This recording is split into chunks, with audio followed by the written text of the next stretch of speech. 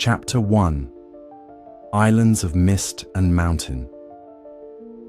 At the eastern edge of the world, far from the vast and echoing empires of the mainland, there rose from the sea a cluster of islands wrapped in mist. This was Japan, not just a land, but a breath between worlds. Its mountains did not merely rise, they emerged like silent sentinels from a dream, each peak cloaked in moss and shadow, crowned by drifting clouds that moved like spirits across the sky. Japan was shaped by fire and sea, its very soil born from volcanic eruptions, its borders guarded by the endless rhythm of waves. The land was broken, not by weakness, but by wonder. From Hokkaido in the north to Kyushu in the south, the islands, curved like a dragon asleep in the ocean, its spine made of ridges and forests.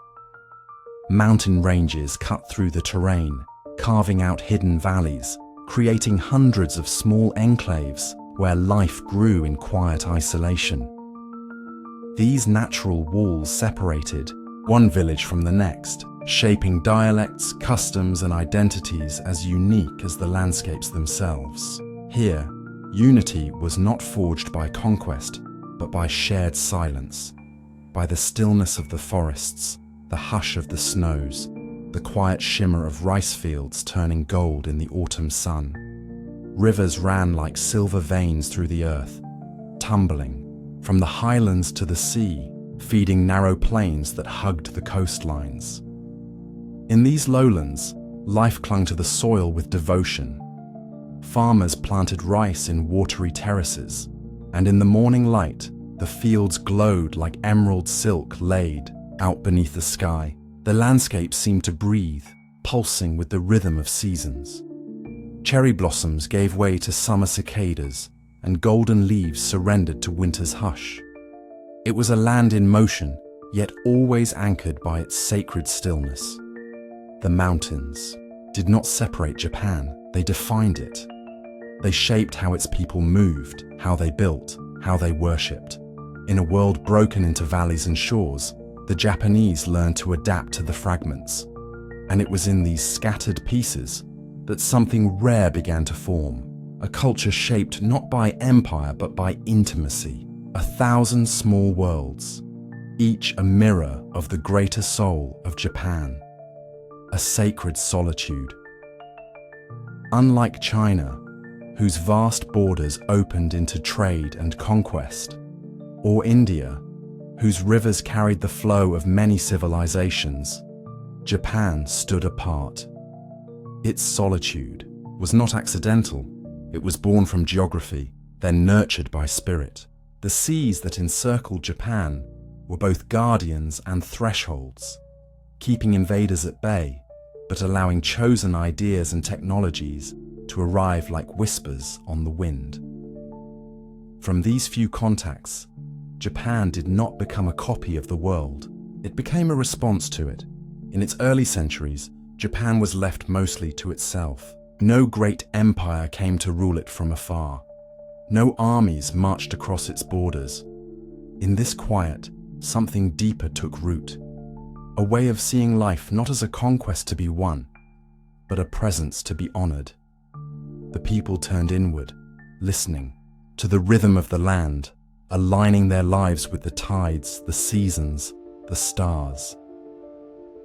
They learned to trust the silence and to speak not only with words, but with gesture, craft, and care. Self-reliance became second nature. Communities depended on themselves, not just for food, but for beauty, for ritual, for memory. They honored the rice harvest not only as labor, but as ceremony. They built with wood, not to defy nature, but to join it.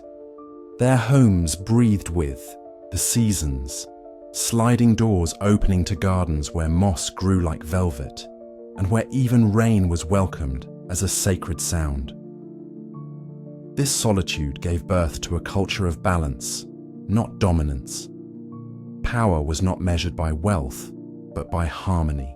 The warrior and the monk, the farmer and the poet, All moved within the same web, seeking not control, but alignment. This is the soul that would give rise to the samurai, not merely fighters, but guardians of something much older and softer than battle.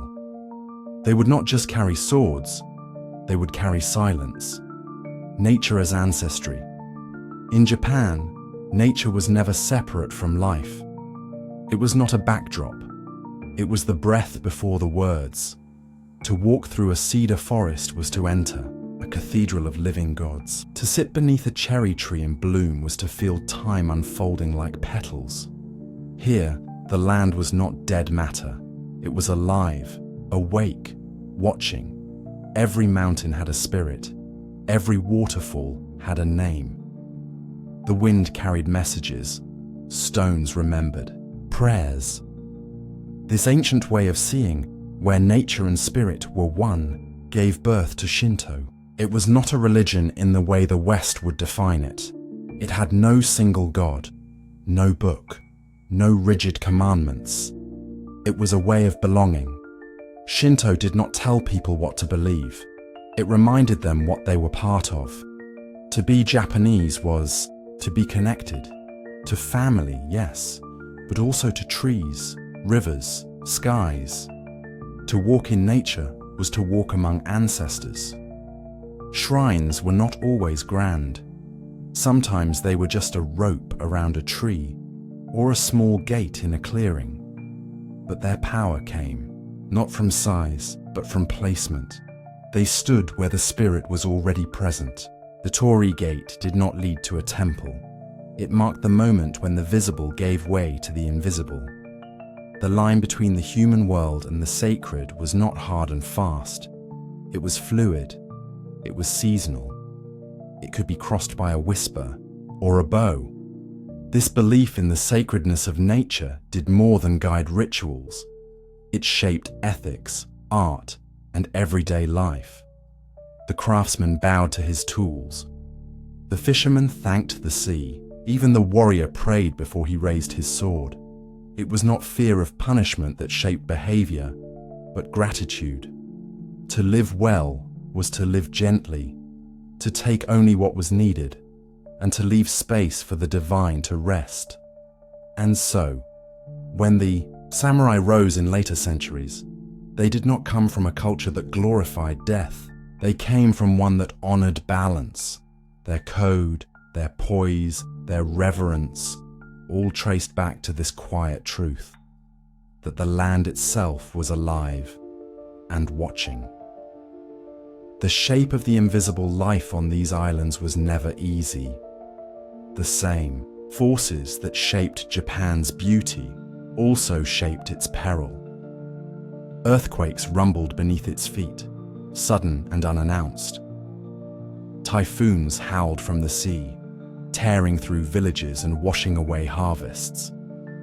Volcanoes slept, then woke, reminding all that nothing on earth could be truly tamed. Yet from these disruptions, a philosophy emerged, not of despair, but of surrender. The Japanese people came to understand that nothing lasts, that even beauty blooms only for a moment, that to love something is also to let it go. From this came one of their deepest aesthetic truths, mono no aware, the gentle sadness of things, not tragedy, but tenderness. A falling leaf was not a loss, it was a lesson. A cracked bowl was not ruined, it was made more precious. In impermanence, they found meaning. This poetic lens shaped how they lived, how they wrote, how they fought. The samurai, generations later, would carry this belief like armor. They did not fear death because they had been taught to cherish the fragile moment. They did not boast of power because they knew the earth could humble even the strongest. In every practice, from swordsmanship to poetry, they sought the invisible line between discipline and release. To build something in Japan was to know it would fall. To love someone was to know they would fade. And yet, this was not cause for grief, but for gratitude. The fleetingness of life made it sacred. A tea ceremony became a form of prayer. A simple haiku could hold a universe. Even silence was revered, because in silence, the unseen could be heard. And so, from the shape of this land, its solitude, its danger, its breathless beauty, rose a way of life that honored not just survival, but soul. The samurai would, one day, walk through this world with swords in hand, but their true power would not come from steel. It would come from the soil, from the wind, from the mountains who watched in stillness. Before there were warriors, there was a world that taught them how to be. Chapter 2. Spirits in the Soil. Before the clang of swords echoed across valleys, before castles crowned the hills, there was only the hush, the soft wind through trees, the rustle of leaves, the quiet gurgle of brooks. In that silence, the He, people of ancient Japan, heard something deeper. They felt it in the rustling grasses, in the flickering flame of their hearths. It was presence, not far-off deities in distant heavens, but spirits close at hand, everywhere, in everything. These were the kami, invisible yet always near. The kami did not belong to some distant realm. They lived within the world. A particular tree, old and weathered, might house a kami. A river that curved gracefully through a field might be the dwelling of another. They were not defined by appearance, but by presence. A sacred energy, a quiet watcher, a subtle force. The Japanese did not believe in gods who commanded. They believed in spirits who accompanied. Every mountain had a soul, its own unique spirit watching over the slope and snowfall. Some kami were playful, like the breeze that made bamboo dance. Others were stern, like the stillness before a storm. Even household tools could hold kami, if treated with enough respect over the years. It was not superstition, it was relationship. The world was not a stage for humans, but a home shared with the unseen. To live in early Japan was to live among companions you could not always name. The mist was not just moisture, it might carry a whisper. The echo in a valley was not merely sound, but a voice. When the people walked through forests, they did not trample the earth. They stepped carefully, like guests in a sacred place. This reverence shaped their speech, their steps, and even their silences. Every gesture was touched with awareness. Children grew up knowing that a misstep could anger a stream. Elders taught not commandments, but caution and care. You did not dominate the world. You moved within it. To plant rice was to ask permission from the soil. To fell a tree was to bow first. And so, long before temples, before texts or teachings, Japan had already built its first sanctuary, the natural world itself. Rituals without temples. In this early time, religion did not arrive with robes or rules. It did not march in with laws or loud declarations. Instead, it whispered in gestures, in bows, in offerings, in shared meals and murmured thanks. There were no sacred books to read from, no doctrines to memorize. The faith of the people was lived, not preached. It rose with the dawn, worked in the fields, and rested by the fire. Shrines were not always buildings. Some were just stones, worn smooth by centuries of prayer. Others were trees, marked with sacred rope to honor the kami believed to dwell within. There were no pulpits, no pews, only the open sky and the quiet ground. To worship was to remember, to give thanks, to recognize the invisible. It was more about presence than petition. At harvest time, communities came together not only to gather food, but to offer gratitude. Bowls of rice were placed before shrines. Songs were sung, dances shared. These were not spectacles, they were acknowledgements. The harvest had come, and it had come not from human hands alone. Rain, sun, soil, all had played their part, and so the people answered with humility. At graves, families brought offerings, not in fear, but in love. The dead were not gone. They had simply stepped into the unseen. Ancestors were remembered with food, with incense, with whispered words carried on the wind. Life was not split into sacred and ordinary. Every act, from sweeping the floor to lighting a lamp, was an opportunity to honor the kami, even the smallest. Rituals carried meaning. Before beginning a journey, one bowed to the road. Before entering a shrine, one cleansed their hands and mouth, not to remove dirt, but to enter with awareness. Purity was not about perfection, but about respect. The rituals were not for show, they were for the soul. In this way, spirituality became part of everyday life, not a separate practice, but the very shape of living. Figures of fire and clay. Long before swords and scrolls, before writing etched history into paper, there were the dog, clay figures, molded by ancient hands. They stood no taller than a child's hand, but they carried the weight of generations. Their forms were strange, wide eyes, swollen bodies, limbs that seemed to belong to both dream and earth. Yet these small sculptures spoke of something deep. They were not idols of gods, but guardians of memory, found buried across Japan, especially. In the cold northern soils, dog figures were shaped with great care and quiet reverence. No two were quite the same. Some resembled women, perhaps linked to fertility and birth. Others looked like masked beings, half human, half spirit.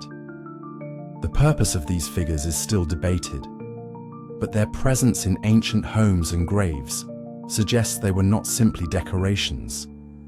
They were companions, protectors, perhaps even vessels of prayer. Each dogu held in its curves and carvings the belief that the world was full of unseen forces. A home was not just wood and roof. It was a space watched over, guided. A burial was not an end. It was a journey that needed protection. In shaping clay, the people shaped meaning. The act of creation itself was sacred. Fire did not merely harden the pottery, it sealed memory, intention, and spirit into form. Beyond their mystery, the dog also remind us that art and spirit were never separate. Pottery was not just for cooking, it was for communion. The patterns carved into a vessel were not decoration alone, they were language. A line might symbolize water or wind, or the path between this world and the next. In these quiet crafts, we glimpse a people whose hands told stories their voices could not. Even today, the dog remain mostly silent, but in their silence lies their strength. They reflect a time when the sacred was not shouted, but shaped, not taught through words, but felt through form. In every curve of clay, we see the early soul of Japan, mysterious, humble, and deeply aware. The eternal return. The rhythm of ancient Japan was not driven by clocks or calendars, but by the seasons. Spring arrived with cherry blossoms, soft and fleeting. Summer brought storms and green abundance. Autumn painted the hills in gold and crimson. Winter wrapped the land in hush and snow. Each season was not just weather, it was a chapter in the eternal story of life.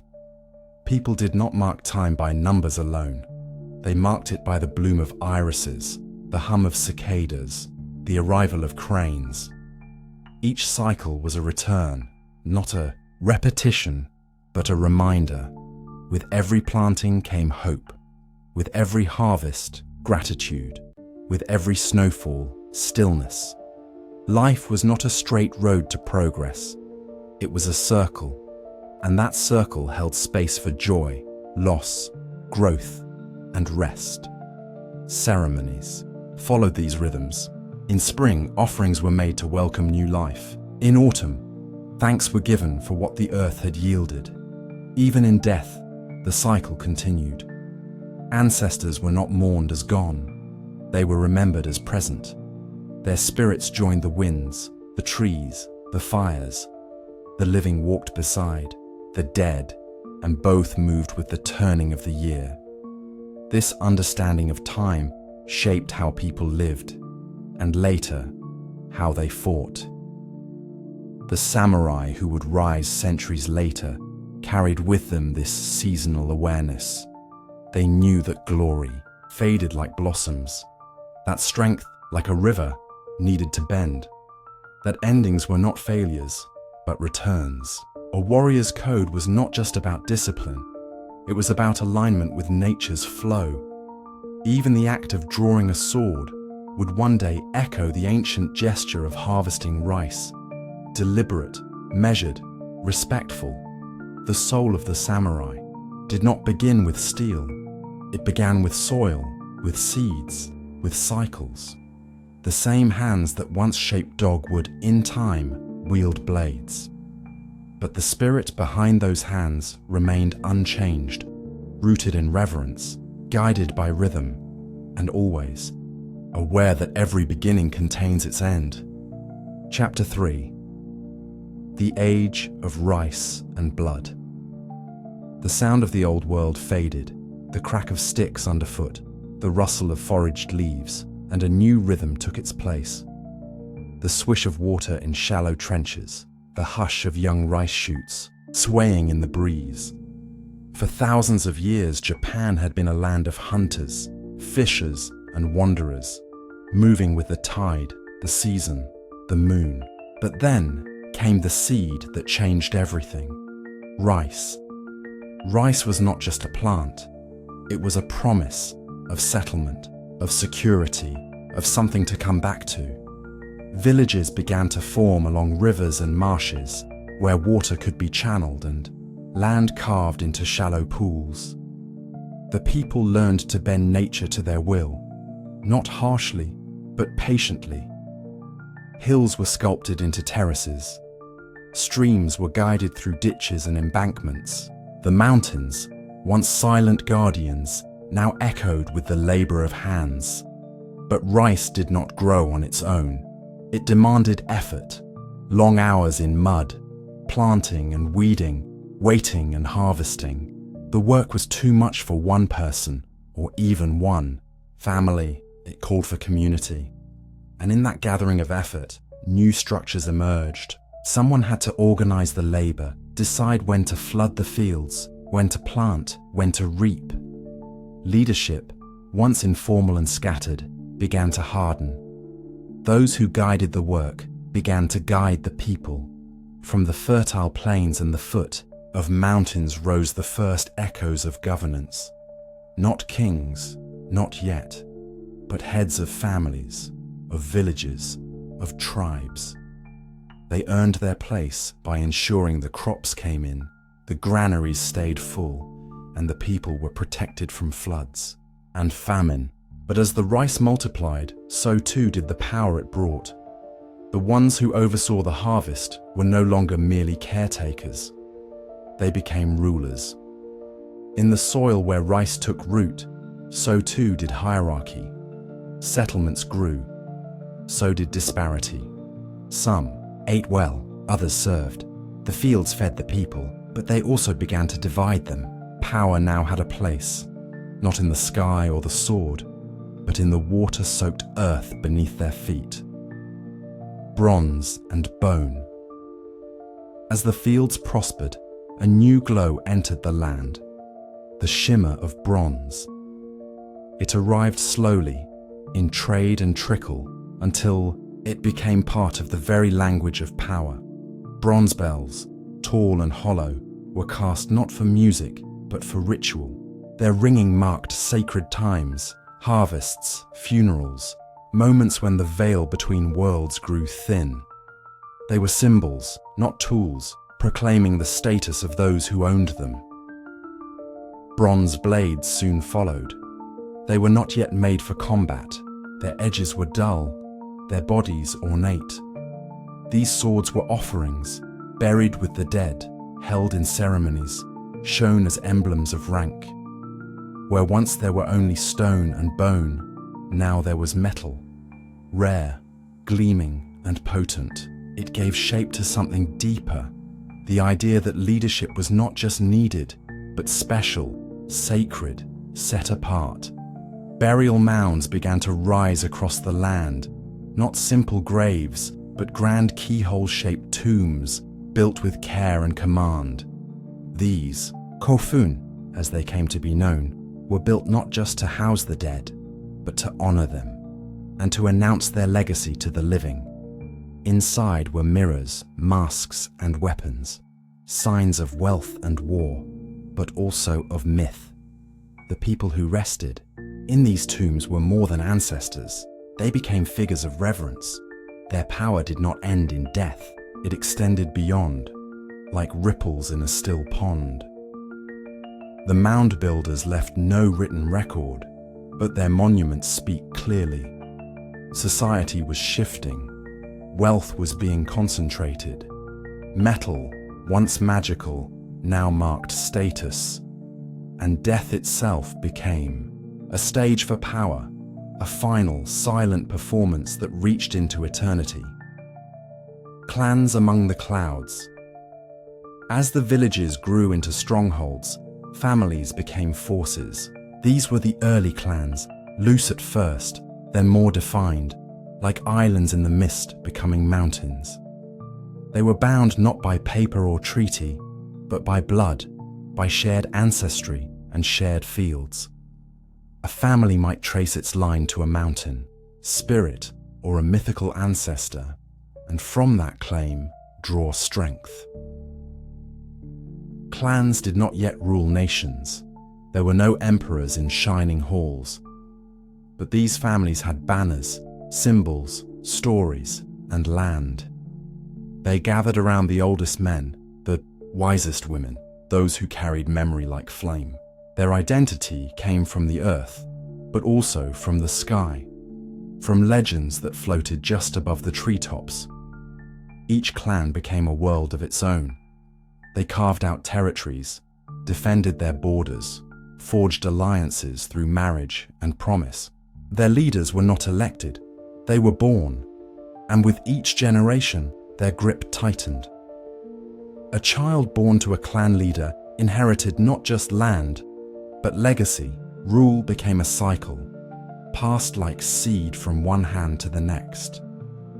Fire festivals, family shrines, ceremonial dances, all became tools of unity and authority. The clan was not just a social unit, it was spiritual. To disobey the head was to risk. More than punishment, it was to unbalance the harmony of heaven and earth. These early clan chieftains would one day become the model for the daimyo and the shogun. But here, in the foggy past, they were already laying the foundation. Each clan carved its name into the land, not with stone, but with memory. And in that name, they held control of rivers, of forests, and most importantly, of rice. The harvest became not just survival, but dominion. To feed was to rule. A grain worth dying. For in time, the rice that had brought life also brought conflict. It was no longer just food. It was treasure, status, and leverage. A well-irrigated field could feed a village. A cluster of fields could support a clan. Whoever held the paddies held the power to nurture or withhold. And so, the quiet act of farming became something sharper. The soil, once turned with care, began to echo with suspicion. Disputes over water became more than quarrels. They became battles in miniature. A broken canal could spark a fight. A stolen harvest could trigger bloodshed.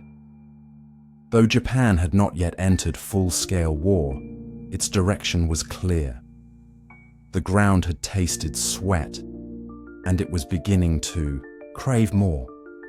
Weapons became less ceremonial. Bronze swords gave way to iron. Shields, once symbolic, became practical. The clans began to train their own retainers, men who would later become the early samurai. Loyalty was tied not just to family, but to land. To protect the paddies was to protect the future. Rice itself became a form of currency, a way to pay, to trade, to govern. Temples received rice as offerings. Lords measured wealth in bushels, not coins. Even later, samurai would be paid not in gold, but in rice allotments, a tradition with roots in these early days.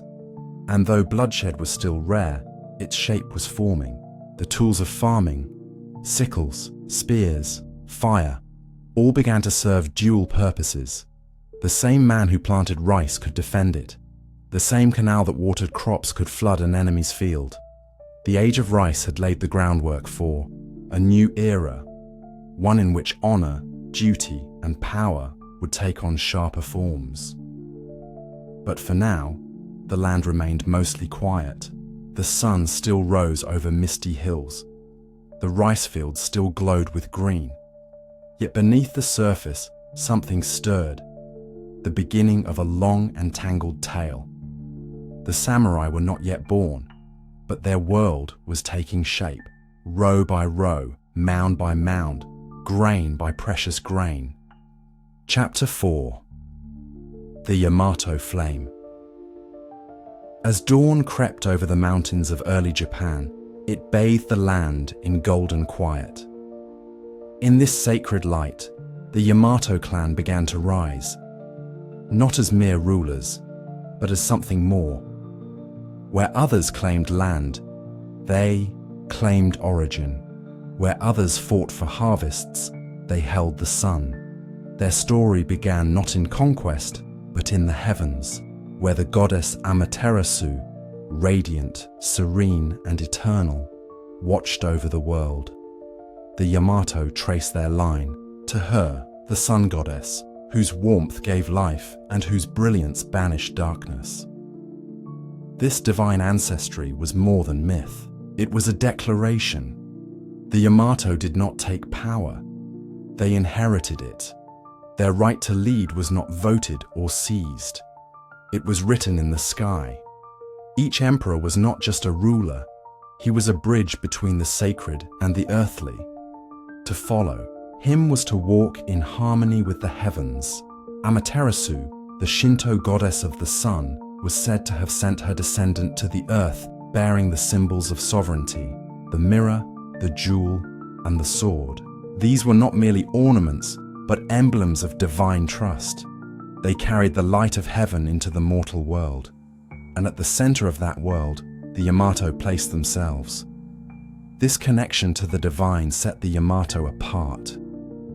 In a land where clans rose through strength and cunning, the Yamato stood on sanctity. They spoke not only with the voice of men, but with the voice of myth.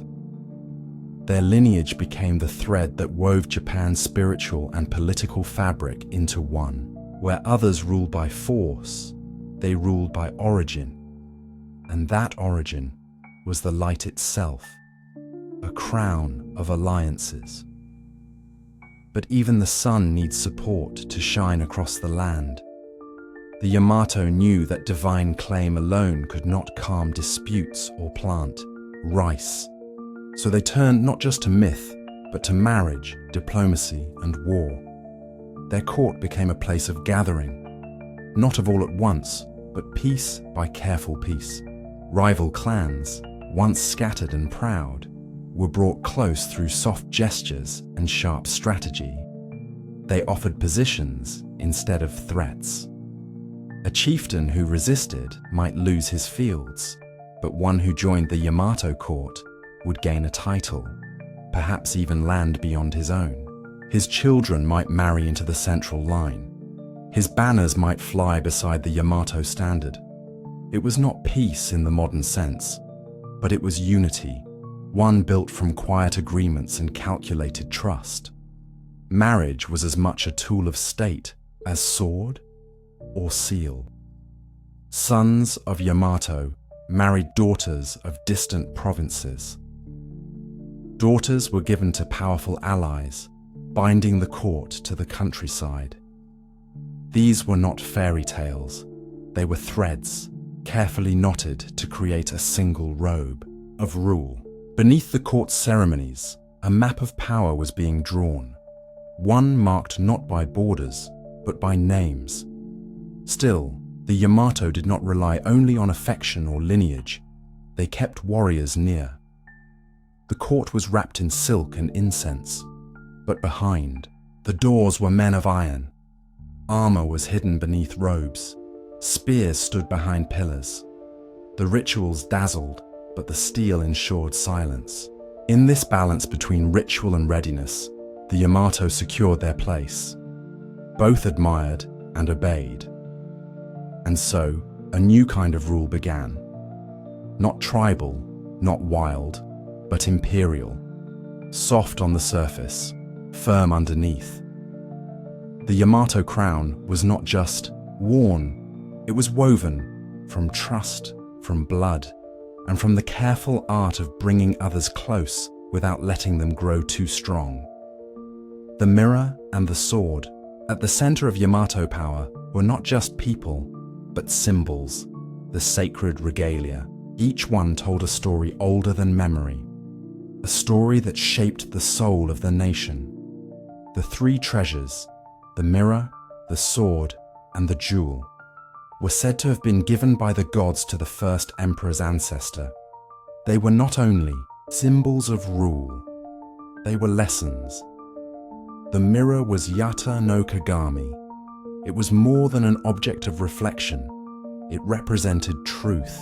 The one who leads must first see clearly, not just others, but himself. It reminded the emperor that wisdom begins with awareness. To look into the mirror was not vanity, it was accountability. The sword was Kusanagi no Tsurugi. It stood for bravery, not reckless violence, but the quiet courage to protect, to serve, to sacrifice. It had once been pulled from the body of a great serpent by a storm god. In this myth, the Yamato found meaning. Power must be won through struggle, but also used with care. The jewel was Yasukani no Magatama. It symbolized compassion, the soft strength that binds people together. It reflected the harmony that must exist between ruler and ruled. Its curved shape hinted at the moon, at balance, at the unseen ties between hearts. These treasures were not carried in battle or displayed to crowds. They were kept in sacred shrines, guarded and revered. Only the emperor and high priests might see them, and sometimes not even them. But their presence was enough. They formed the quiet center of the court's spiritual life, a constant reminder that power is not only a matter of laws and armies, but of meaning. In every ritual, the eye mirror reflected the emperor's conscience. The sword stood at his side, silent and ready. The jewel lay near his heart, unseen but vital. Together, they formed the invisible crown, one forged not by fire, but by faith. The birth of the state. The Yamato clan did not build a nation in the way kingdoms are often drawn, with maps, armies, and iron laws. Their state began more like a circle of ripples, each wave reaching a little farther. At the center was the court, a cluster of wooden halls, open porches, and smoke rising from sacred fires. Around it stretched the lands of those loyal, then the lands of those watched, and finally, the lands yet to be touched. From these concentric rings, Japan's first sense of country began to form. Clans still ruled much of the land, but now many looked to the Yamato emperor not just as a rival, but as a voice above their own. Taxes were gathered, not in coins, but in rice, silk, tools, and labor. These were sent to the court, offerings from those who pledged loyalty. Rituals became calendars. Festivals marked the changing of seasons, the growth of crops, the coming of ancestors. The court did not yet legislate, it modeled. Its rhythms became the rhythms of the land. Officials were appointed to oversee distant provinces. Their job was not only to collect tribute, but to bring Yamato customs and language with them. Names were given to regions. Titles began to standardize. A system was taking shape. Fragile, yes, but distinct. The nation was still loose, more dream than law. But in that dream, the Yamato had claimed something vital, the soul of Japan.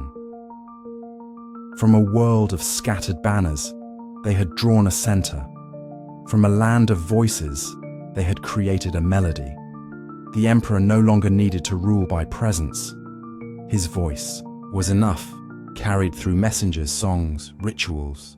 It became the echo of heaven on earth. And though many challenges lay ahead, rebellions, invasions, rival claims, the flame had been lit. The Yamato, children of the sun, had stepped from myth into memory.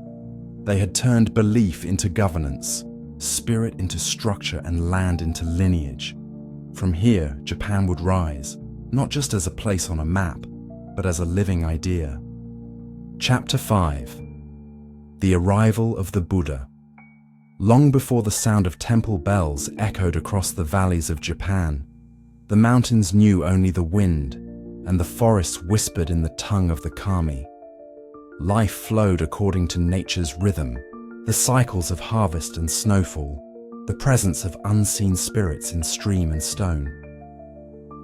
But then, one day, something new arrived. It came not as thunder, but as a quiet breeze from the continent, carried by ships, scriptures, and monks. The teachings of the Buddha, gentle and serene, touched the shores of Japan like light on still water. He came in images first, golden statues with half-closed eyes and faces at peace, unlike any face the Japanese had seen before. He sat not in warlike posture, nor in the dance of festival, but still, utterly still. His silence did not feel empty, it felt full of understanding, of something deeper than the mountain and the sea. The Buddha's message came in phrases, translated slowly, shared with hesitation, that suffering could end, that the soul could awaken, that this world was not the only path. These were not Shinto truths, and that made them all the more mysterious. The early Japanese viewed these foreign ideas with a mixture of curiosity and caution. Monks from Korea and China arrived carrying not only words, but rituals, incense, chants, texts written on delicate scrolls. Some looked and saw beauty, others saw disruption. For while Shinto had no founder, no dogma, Buddhism came with lineage, teachings, purpose. It brought not just gods, but guides. The contrast was clear. Shinto spirits lived in the world, in trees, rivers, winds. They asked only respect. But the Buddha called people beyond this world, to detach, to reflect, to awaken. Where Shinto honored presence, Buddhism invited transcendence. Yet something about the quiet smile of the golden stranger stayed with those who saw him. He asked for no conquest, only contemplation. And slowly, the seeds of his wisdom began to take root. Faith meets resistance. New ideas rarely walk in without resistance, and Buddhism was no exception. As the statues spread, so did suspicion. Some clans welcomed the new faith, eager to align themselves with the powerful states of Korea and China, where Buddhism already bloomed.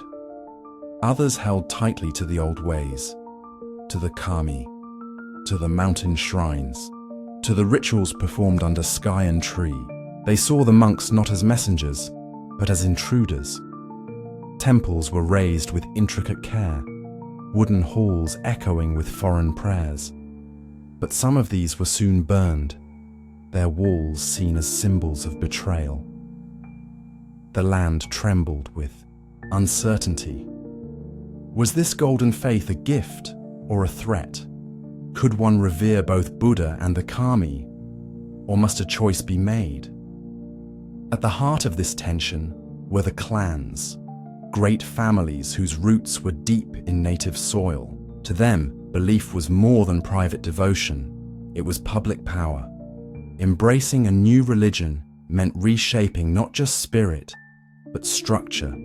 And so, the struggle was not just for hearts, it was for the soul of the nation. Battles were fought, not always with swords, but with influence. Court officials whispered, priests debated. Some rulers favored the old ways. Others leaned toward the teachings of the Buddha. In this push and pull, temples rose and fell like the tides. Yet over time, resistance softened. The stillness of the Buddha, his promise of peace beyond pain, his vision of mercy and mindfulness, these began to settle into the hearts of many. Monks who once stood apart began to learn the ways of the land, and those who once opposed them began to listen. The fire of rejection dimmed. In its place grew quiet reverence. The Buddha remained a stranger, but now a welcome one, Prince of Dharma. In the midst of this spiritual crossroads stood a young prince, Shotoku, heir to power but drawn to peace. He was not only a figure of rule, but of vision. With both eyes turned toward China and Korea, he saw more than political alliance. He saw wisdom waiting to be embraced. Shotoku did not reject Shinto, but he believed Japan could hold more, that the teachings of the Buddha could serve not just the soul, but the state. He opened his court to monks and teachers. He read sutras with care. He saw in Buddhism a mirror, not of weakness, but of strength, not a faith of conquest, but of clarity. Under his guidance, temples rose not as symbols of rebellion, but as schools of thought, places of peace. The most famous was Horyuji, a temple that still stands today, a quiet monument to his dream. But Prince Shotoku's influence did not end with construction. He gave Japan one of its first written foundations, a constitution not of law, but of principle. In it, he urged harmony over division, humility before pride, respect before ambition. He called on leaders not only to govern, but to serve. The values of Buddhism, compassion, restraint, clarity, were woven into the code of the court. In his hands, the sword became more than a weapon. It became a symbol of protection, not of empire, but of truth. He believed that strength and stillness could walk together, that a ruler could kneel before a Buddha and still rise with purpose. Prince Shotoku's reign did not last forever, but his spirit lingered. He had shown Japan a new way of being, not in place of the old, but alongside it. And though many would follow him with different visions, his legacy remained, a bridge, strong and quiet, between two worlds. Two faiths, one heart. With time, the struggle between Buddhism and Shinto did not end in victory or defeat. It ended in harmony. Japan did not choose one faith. It chose both. The kami and the Buddha were not enemies, but companions. Their realms, once seen as separate, were gently braided into one. Monks began to speak of the kami as local protectors of the Buddha's truth. Shrines stood beside temples, their gates opening into sacred courtyards. It was not always tidy, but it was always respectful. The spirits of the land were honored, not ignored, and the teachings of the Buddha were followed, not imposed. In this union, Japan created something rare, a spiritual landscape where difference did not demand division. One could offer rice to a mountain spirit in the morning and chant sutras before a statue in the afternoon. Life was not either or, it was both. A circle, not a line. This merging touched everything: art, poetry, politics, Buddhist temples, borrowed Shinto styles. Shinto shrines echoed with Buddhist peace. Even the emperors, descended from the sun goddess, took Buddhist vows in old age. They ruled by Shinto rite and retired in Buddhist robes. This spiritual blending became a mirror of Japan itself, a land of many layers folded gently into one. The cherry blossom became both a symbol of impermanence and of grace. The mountain path became both a place of nature and of reflection. There was no need to pull the threads apart. Together they held, and so the Buddha stayed. No longer a stranger, but a voice among many. His silence joined the wind. His gaze met the mirror. His truth found its place, not in conquest, but in coexistence. Chapter 6: Temples of Rule and Ritual. As the wind carried prayers from Buddhist temples into the hills of Japan, another influence crossed the seas, not whispered like a mantra, but planned like a blueprint. From the vast lands of the Tang dynasty came envoys, scholars, and scrolls, bearing gifts from one of the world's most advanced civilizations. With them came an idea of rule, orderly, expansive, and absolute. This was China's legacy, and Japan stood in its shadow with curious eyes. To the Chinese, governance was geometry. Capitals were laid out like celestial maps, their streets aligned with stars and symmetry, their courts moved with ritual precision, their emperors seated at the center of an ordered universe, their bureaucracies stretched like rivers across the empire, irrigating power into every valley. Japan saw this and took note. But Japan was not China. Where China opened wide with fertile plains and linked rivers, Japan was a nation of mountains and mists. Its land was broken, its roads winding, its people scattered in pockets between forest and field. The vision of a single seamless state did not match the rhythms of its earth. Yet even so, Japan sought a version of that order, one that could live in its own soil. And so began a great experiment. To blend the ideals of Chinese structure with the spirit of Japanese soul. Courts were reformed, ranks were codified, rituals were adopted, but softened. Where the Tang dynasty moved with thunder, Japan moved with grace. The emperor became not just a descendant of the sun, but a ruler in law. Monks took roles not just in temples, but in government. The blueprints arrived from abroad, but the architecture became something wholly Japanese. In the space between imitation and invention, a new identity began to rise. It was not about copying the dragon, it was about learning how to fly. The capital of mirrors. In the vast plain of the Yamato region, where the mist burned away with the morning sun, a city began to grow, carefully, deliberately, like a flower unfolding by design. It was called Heijōkyō. Inspired by China's Tang capital, it was built to reflect cosmic harmony. Wide boulevards ran in perfect lines. Markets, offices, and temples were arranged like stars in a constellation. It was a vision of order, a mirror of heaven laid on earth. The city was more than streets and structures. It was a symbol, a promise that Japan could govern not just by instinct, but by principle. Wooden gates rose at its entrances, carved with symbols of protection. Roofs curved like waves frozen mid-fall. Bells rang from temple towers, calling not just monks, but ministers.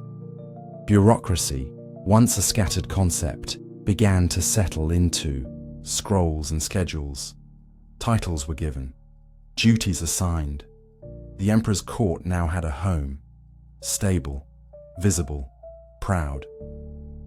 At the heart of the capital stood great Buddhist temples. Their gilded roofs caught the sunlight like fire. Incense rose in slow spirals, carrying prayers into the high rafters and beyond. Statues of the Buddha sat in quiet majesty, surrounded by pilgrims and petitioners. Religion was no longer separate from a rule. It had become part of the fabric, not just spiritual, but administrative.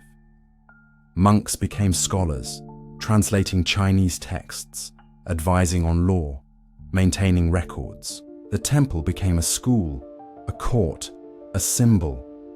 Here, the sacred and the state touched hands, and around them, the city grew. Yet Heijō-kyo was not cold or rigid. It breathed. In its alleyways, children played. In its gardens, courtiers walked, under blooming cherry trees. In its silence it listened, to the past, to the present, to the rhythm of something unfolding. The capital, though shaped from foreign plans, became deeply Japanese. Not a copy, but a reflection, a mirror, carefully angled to catch the light of heaven and the shadows of earth. Laws etched in sand. As cities rose and courts matured, rulers turned their eyes outward, to the provinces, the distant fields, the hills where traditions still clung like moss. To unify this scattered realm, they turned to law. Codes were written, rules compiled. Inspired by Chinese legal systems, Japan's leaders sought to bring harmony through order. Every rank was listed, every tax defined, every duty assigned. Edicts were read aloud in rural assemblies. Registers were made of people and land. Officials traveled with scrolls and seals, carrying the emperor's will like wind through bamboo. On paper, it was perfect, but paper could not always reach where roads did not. The deeper into the countryside these rules moved, the more they faded. In a village nestled in the mountains, a title from the capital meant little if the harvest failed. A distant tax decree held little weight against a winter with no rice. Local customs still ruled daily life. Elders held authority, shrines held memory. The court could draw borders, but it could not draw hearts. Many obeyed in part, offering tribute, acknowledging rank, but lived by rhythms older than the state. The rice grew as it always had. The festivals came with the seasons. The scrolls were read, then set aside. The rulers in Heijō-kyo tried again. New codes, clearer titles, more oversight. But always the same result. Power could be planned, but not planted. Not yet. Still, the effort left a mark. The idea of central rule had taken root, even if its branches grew crooked. There was now a center, a capital, a court, a shared name. Japan was becoming not just a place, but a people, and though the laws were etched in sand, carried by wind, and softened by distance, they marked the beginning of something real, the belief that the whole island might one day speak with one voice. Gods at the gate. Through all this change, the cities, the courts, the temples, the old gods remained. The kami, spirits of wind and stone, had not been dismissed. They still lived in mountain groves and sacred trees, in waterfalls and village shrines. Even as golden Buddhas filled the capital, the quiet torii gates still marked the entrance to Shinto's sacred places. The people did not forget. Japan's genius was not to erase the old, but to fold the new, into what already breathed. Buddhism was not forced to fight the kami. It was invited to sit beside them. Monks walked past shrines on their way to temples. Pilgrims lit incense in one place and tied prayer papers in another. There was no war of faiths. There was a merging, soft, patient, seamless. In many places, the two traditions began to blend. Kami were seen as protectors of Buddhist teachings. Buddhist figures were honored at Shinto festivals. Shrines were built beside temples, sometimes even within the same complex. The lines blurred, not in confusion, but in cooperation. Even the court joined in this harmony. The emperor, descended from the sun goddess, sponsored both temples and shrines. His rituals honored both traditions. He stood not just between earth and heaven, but between the old and the new. This ability to hold two truths, to honor what was and what could be, became one of Japan's quiet strengths. Change did not demand destruction. Progress did not require forgetting. The land had room for both mirror and moss, for gold leaf statues and unpainted wood, for prayers written in Sanskrit and whispers carried on the wind. And so, the temple stood, tall, ordered, filled with imported wisdom, and beside them, the shrines endured, small, familiar, full of the land's own soul. Together, they shaped a country where ritual was not just practice, but poetry, where every gate, whether Buddhist or Shinto, opened not just to sacred ground, but to the heart of Japan itself. Chapter 7. The Heian Dream. Target word, count 2,000 words, a court of clouds. As the morning mist drifted over Kyoto's tiled rooftops, the city stirred not with shouts or steel, but with the soft rustle of silk. This was the Heian period, an age of elegance, of poetry and perfume, where power floated like incense and politics unfolded behind fans. For nearly 4 centuries, this city, once called Heian-kyo, the capital of peace and tranquility, became the beating heart of a refined dream. Inside the palaces and villas, life unfolded like a poem. Courtiers did not shout, they composed.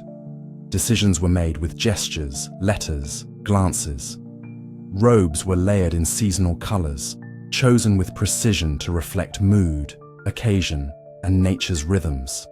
The scent of a sleeve could carry meaning. A misplaced fan might speak more than words ever could. It was a world where subtlety ruled. Time moved differently within the court. Seasons were not mere changes in weather. They were chapters of feeling. Cherry blossoms in spring, crimson leaves in autumn, the quiet hush of snow. All were revered not only for their beauty, but for their ephemerality. Events were marked by poetry contests, moon viewing parties, and the painting of fleeting scenes on folding screens. In this cloud-like court, men and women pursued not conquest, but cultivation of manners, of beauty, of sensitivity. To be educated meant to know how to write a poem, to appreciate a flower, to recognize the sound of rain on a roof and understand what it meant. Heian life was not about action, it was about awareness. The emperor remained at the center, cloaked in divine dignity, but real power drifted into the hands of aristocratic families, especially the Fujiwara clan. They ruled not by force, but by marriage, diplomacy, and the mastery of ceremonial life. For a time, it seemed the world could be governed by grace alone. Yet even as the courtiers floated above the earth in their dream of refinement, a different world churned beyond the palace walls, one of fields, swords, and storm. But inside Kyoto, the illusion held, for now. The tale of impermanence. Within the layered halls of Kyoto, art blossomed like the cherry trees lining its gardens. Radiant, brief, unforgettable, and among the many works of this golden age, one rose like no other. The Tale of Genji, written by Murasaki Shikibu, a lady-in-waiting with a mind as sharp as her brush. It was not a tale of battles or empire. It followed a prince, handsome, sensitive, tragic, through love and loss, through seasons of longing, and woven through every page was a quiet truth, that nothing lasts. That beauty, no matter how exquisite, always fades. That sorrow, when seen through gentle eyes, becomes a kind of sweetness. This truth had a name. Mono no aware. The sadness of things, not despair, but recognition. That every flower blooms only to fall. That every glance shared beneath the moon will one day be memory. It became the soul of the Heian spirit. Not just a feeling, but a lens through which all life was viewed. Painters captured it in the curve of a willow tree. Poets spoke it in 17 syllables. Musicians played it on strings that seemed to tremble with the breath of the world. Even architecture, open porches, paper doors, gardens arranged for a single falling leaf, reflected this awareness. To the Heian elite, strength lay in softness, power in poise, wisdom in restraint. They did not build walls, they built moments, and within those moments they found truth. But this delicate world, so conscious of its own impermanence, did not yet see that it too would fade, that beyond the capital, winds were stirring, and that no dream, no matter how refined, can last forever. Guardians in the mist. Far from Kyoto's courtyards, the air was different, rougher, sharper, filled not with poetry, but with the creak of saddle leather and the ring of iron. The countryside, once loosely tethered to the capital, had begun to drift. Local landowners, managing vast estates known as shuin, needed protection, not from barbarians, but from tax collectors, bandits, and rival landlords. And so, they turned to a new kind of servant, a new kind of man. These were the early samurai, not yet legends, not yet lords, but disciplined, watchful, and fiercely loyal. They came from provincial families, often minor nobles themselves, trained in riding, archery, and the code of obedience. They lived not among brocade and scrolls, but among the wind and the mud. Their loyalty was not to the emperor, but to the hand that fed and employed them. At first, they were tools, hired muscle, men of action in a world of inaction. But with every battle fought, with every estate secured, their value grew. And so did their pride. They began to see themselves not as servants, but as stewards of land, of law, of a harsher kind of honor. They moved through mist and forest, their armor simple but their presence commanding. They studied strategy as others studied poetry. And in silence, they began to form bonds, not only with their masters, but with one another. The first roots of the samurai class began to spread. Kyoto did not yet fear them. The court still believed power could be managed with ritual and lineage, but these warriors were becoming something else, not just guards, but a force with its own rhythm. Their swords, once drawn only when summoned, began to take on meaning of their own. They did not seek to end the Heian dream, but in its shadows, they sharpened their blades. Roots. Beneath silk. Inside the capital, courtiers walked barefoot across polished floors, oblivious to the tremors underfoot. Their world remained one of painted fans, whispered gossip, and the changing light of lanterns. But beneath that world, in the soil of the provinces, something new was growing. The estates the nobles depended on were increasingly managed by warriors. These samurai not only protected the fields, they began to control them. They collected taxes, enforced order, settled disputes. With every task once performed by officials, they became harder to dismiss. The silk of the aristocrats grew soft, but the roots of samurai power grew deep. Some court families began to marry into these military lineages. Some dismissed them entirely. But few understood what was unfolding. The Heian elite saw the samurai as necessary, but not dangerous. They believed their world, built on culture and ceremony, could weather any storm. Yet storms were gathering. The further the court drifted from the people, the more the warriors took their place. Where law faded, they brought rule. Where ritual faltered, they brought force. They still bowed to Kyoto, but less often and less deeply. The capital still dreamed. It watched the moon, composed verses, dressed in layers.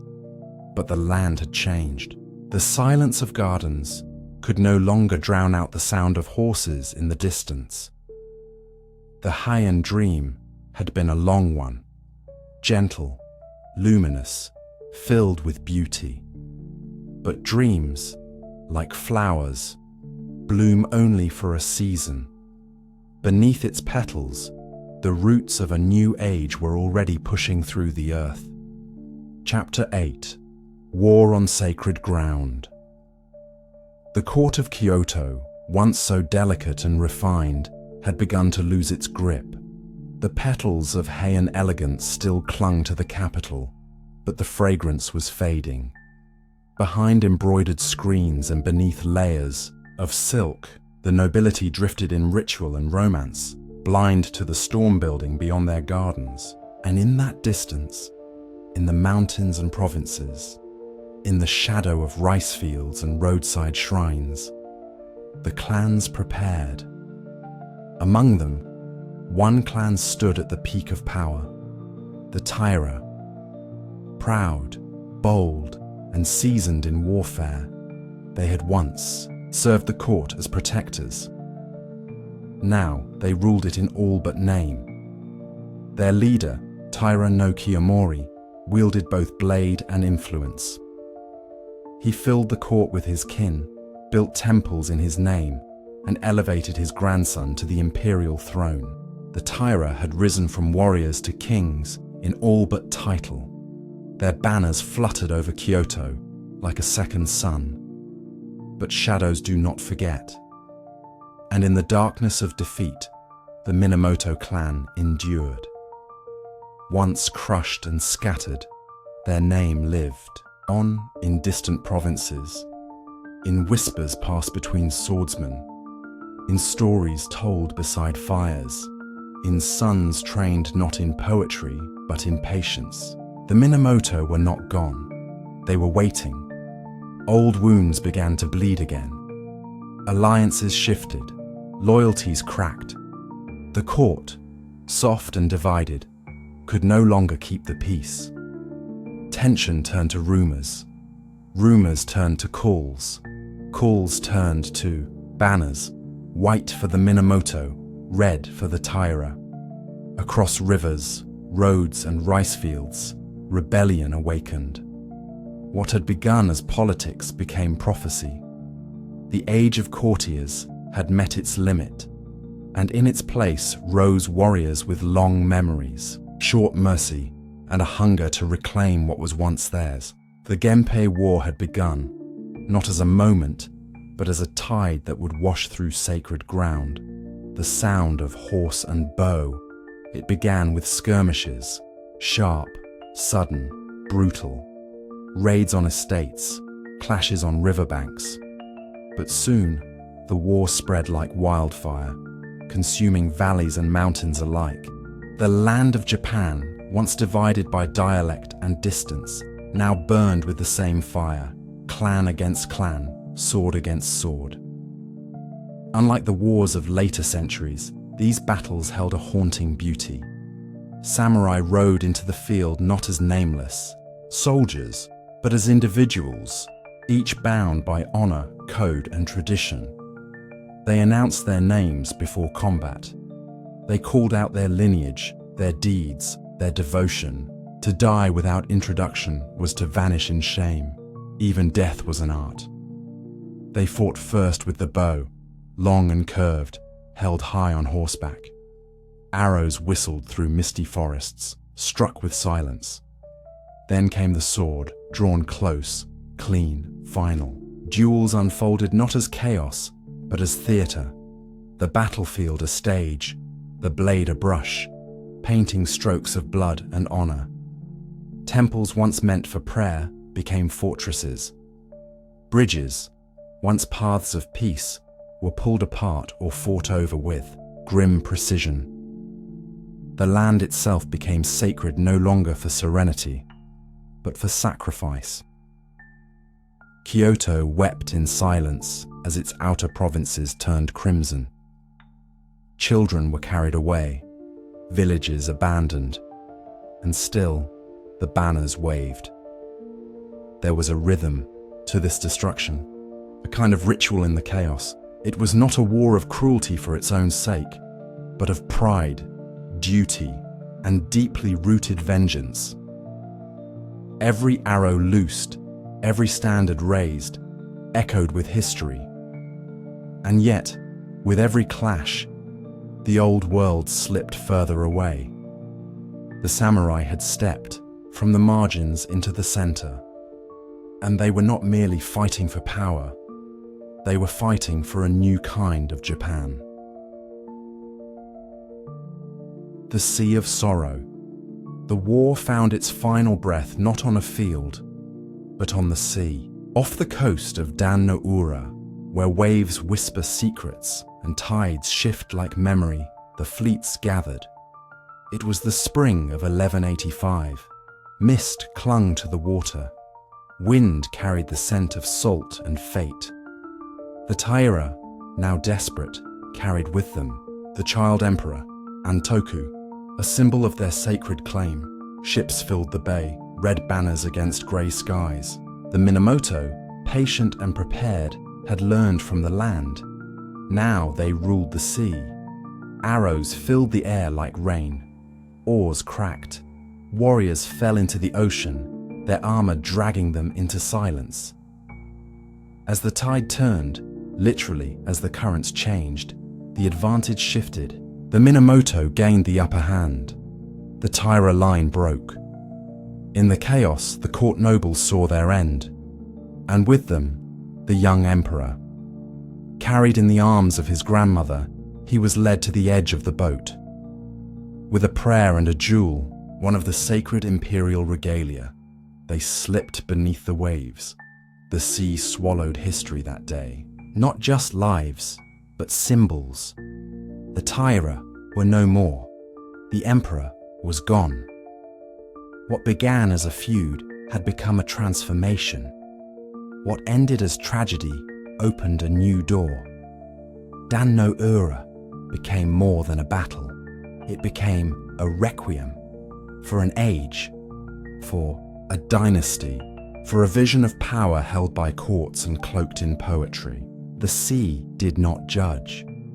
It only bore witness. And so, in the cold hush of that bay, the samurai crossed a threshold. No longer were they tools of noble families.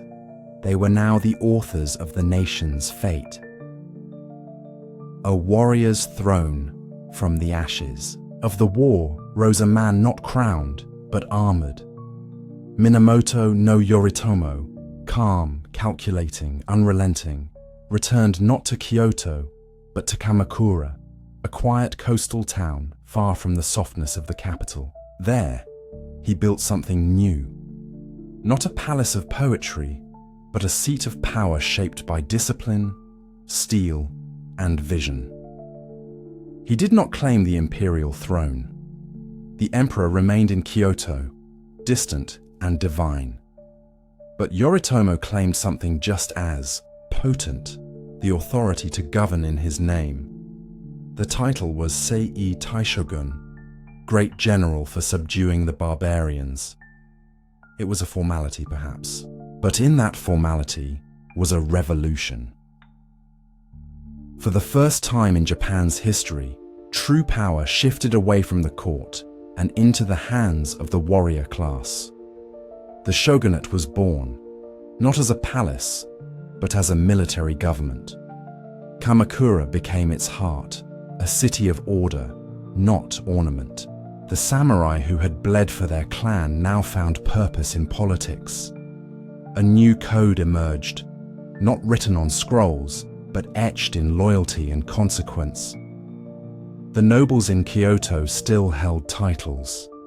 The emperor still presided over rituals, but the real decisions about land, law, life now flowed from Kamakura. It was a quiet coup, cloaked in tradition but driven by might. The samurai were no longer just fighters. They were rulers, guardians of a different Japan, one shaped not by clouds and blossoms, but by resolve and remembrance. The Genpei War had ended, but its echoes would last for centuries. The shogun had arrived, and the age of the samurai had truly begun. Chapter 9: The Way of the Warrior. After the fires of civil war faded and the banners of the Minamoto flew high over Kamakura, a new kind of Japan began to take form. No longer guided by poetry or palace rituals alone, the nation now looked to the sword, not only for protection, but for guidance.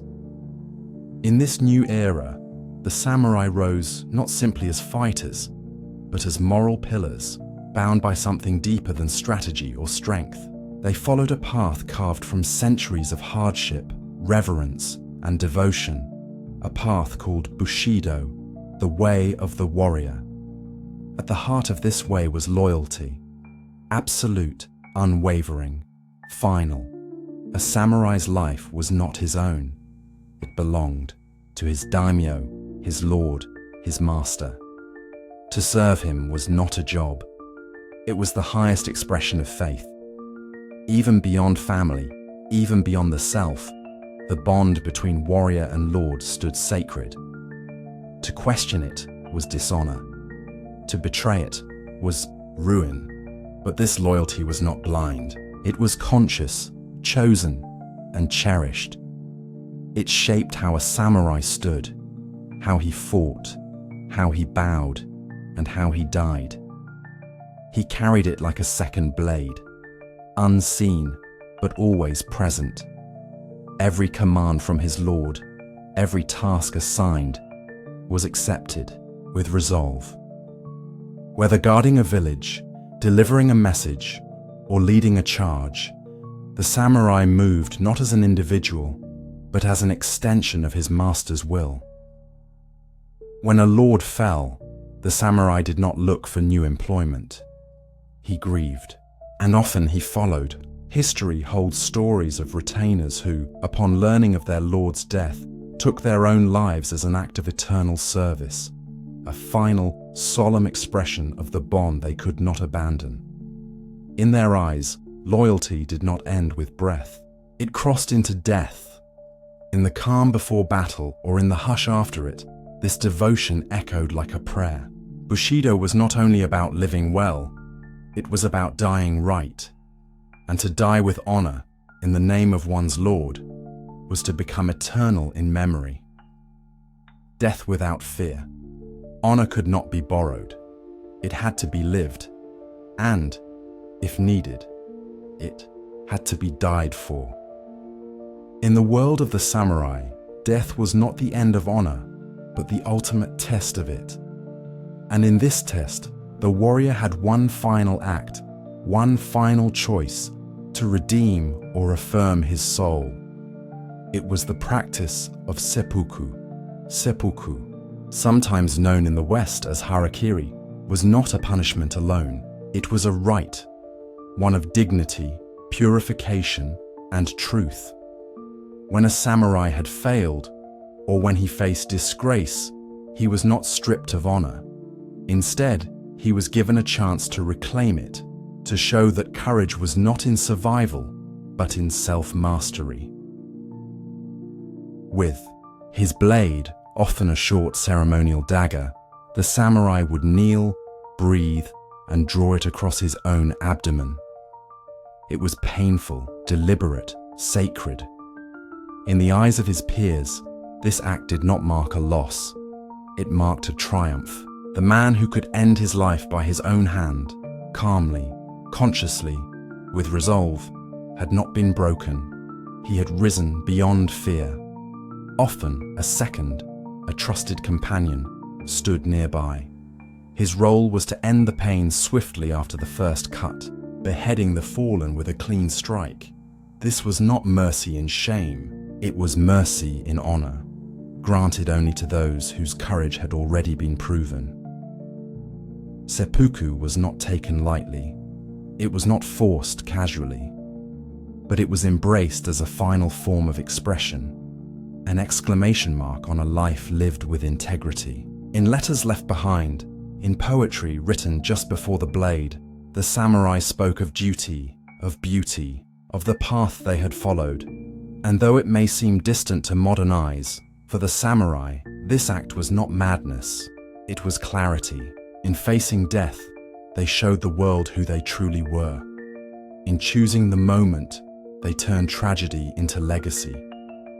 To die with one's eyes open, unflinching, that was the warrior's way. Sword and silence. Among all the tools of the samurai, none stood as tall or as quiet as the sword. It was not just a weapon. It was an extension of spirit, shaped in fire, folded in patience, polished in silence. A katana was not drawn in haste. It was drawn in necessity. And for it to move perfectly, the soul behind it had to be still. In time, the samurai found that strength alone could not sustain the path. Too many victories brought pride. Too many deaths brought burden.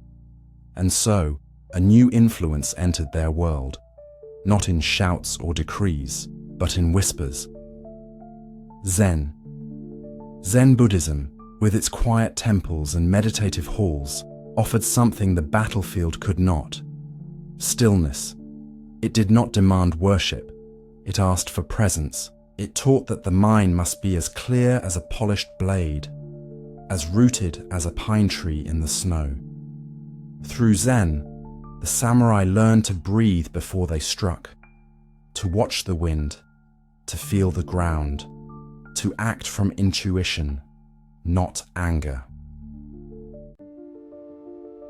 They practiced zazen, seated meditation, not for peace, but for precision. In the quiet of their chambers, they sat for hours, unmoving, watching the rise and fall of their breath. In this simplicity, they found focus, and that focus, brought into battle, made every movement matter. Zen also taught impermanence, the same lesson found in the falling cherry blossom. Life was brief. Moments passed. Each strike, each step, each bow must be lived fully, for it may be the last. The samurai did not fear death, but Zen gave them the grace to greet it. Through Zen, the sword became more than steel. It became a symbol, not of violence, but of clarity. A true strike came not from rage, but from nothingness. It was not forced, it was found. In this merging of blade and breath, the samurai became more than warriors. They became seekers of harmony, of precision, of the path that leads through silence to strength. Castles of stone and mind. As the age of the samurai deepened, Japan's landscape began to change. Towering castles of stone and timber rose from mountaintops and valleys, their walls thick, their gates wide. From Himeji to Kumamoto, These fortresses became the new centers of power. More than homes, they were strongholds, visible symbols of military might and strategic mastery. But for the samurai, the true fortress was built not of stone, but of spirit. It was inner discipline, cultivated like a garden, guarded like a shrine. A samurai could be outnumbered, surrounded, even betrayed. But if his mind remained calm, he had not lost. This inner stillness was his true armor. To live as a warrior was to walk a tightrope between chaos and control. Each day brought the possibility of battle. Each moment required readiness, but readiness did not mean tension. It meant composure. The greatest swordsmen were not the loudest, but the quietest. The most feared generals were not those who barked orders, but those who observed, who understood, who waited. Training was constant. Body and mind were honed together. Archery was practiced not just for aim, but for breathing. Swordsmanship was refined not for power, but for grace.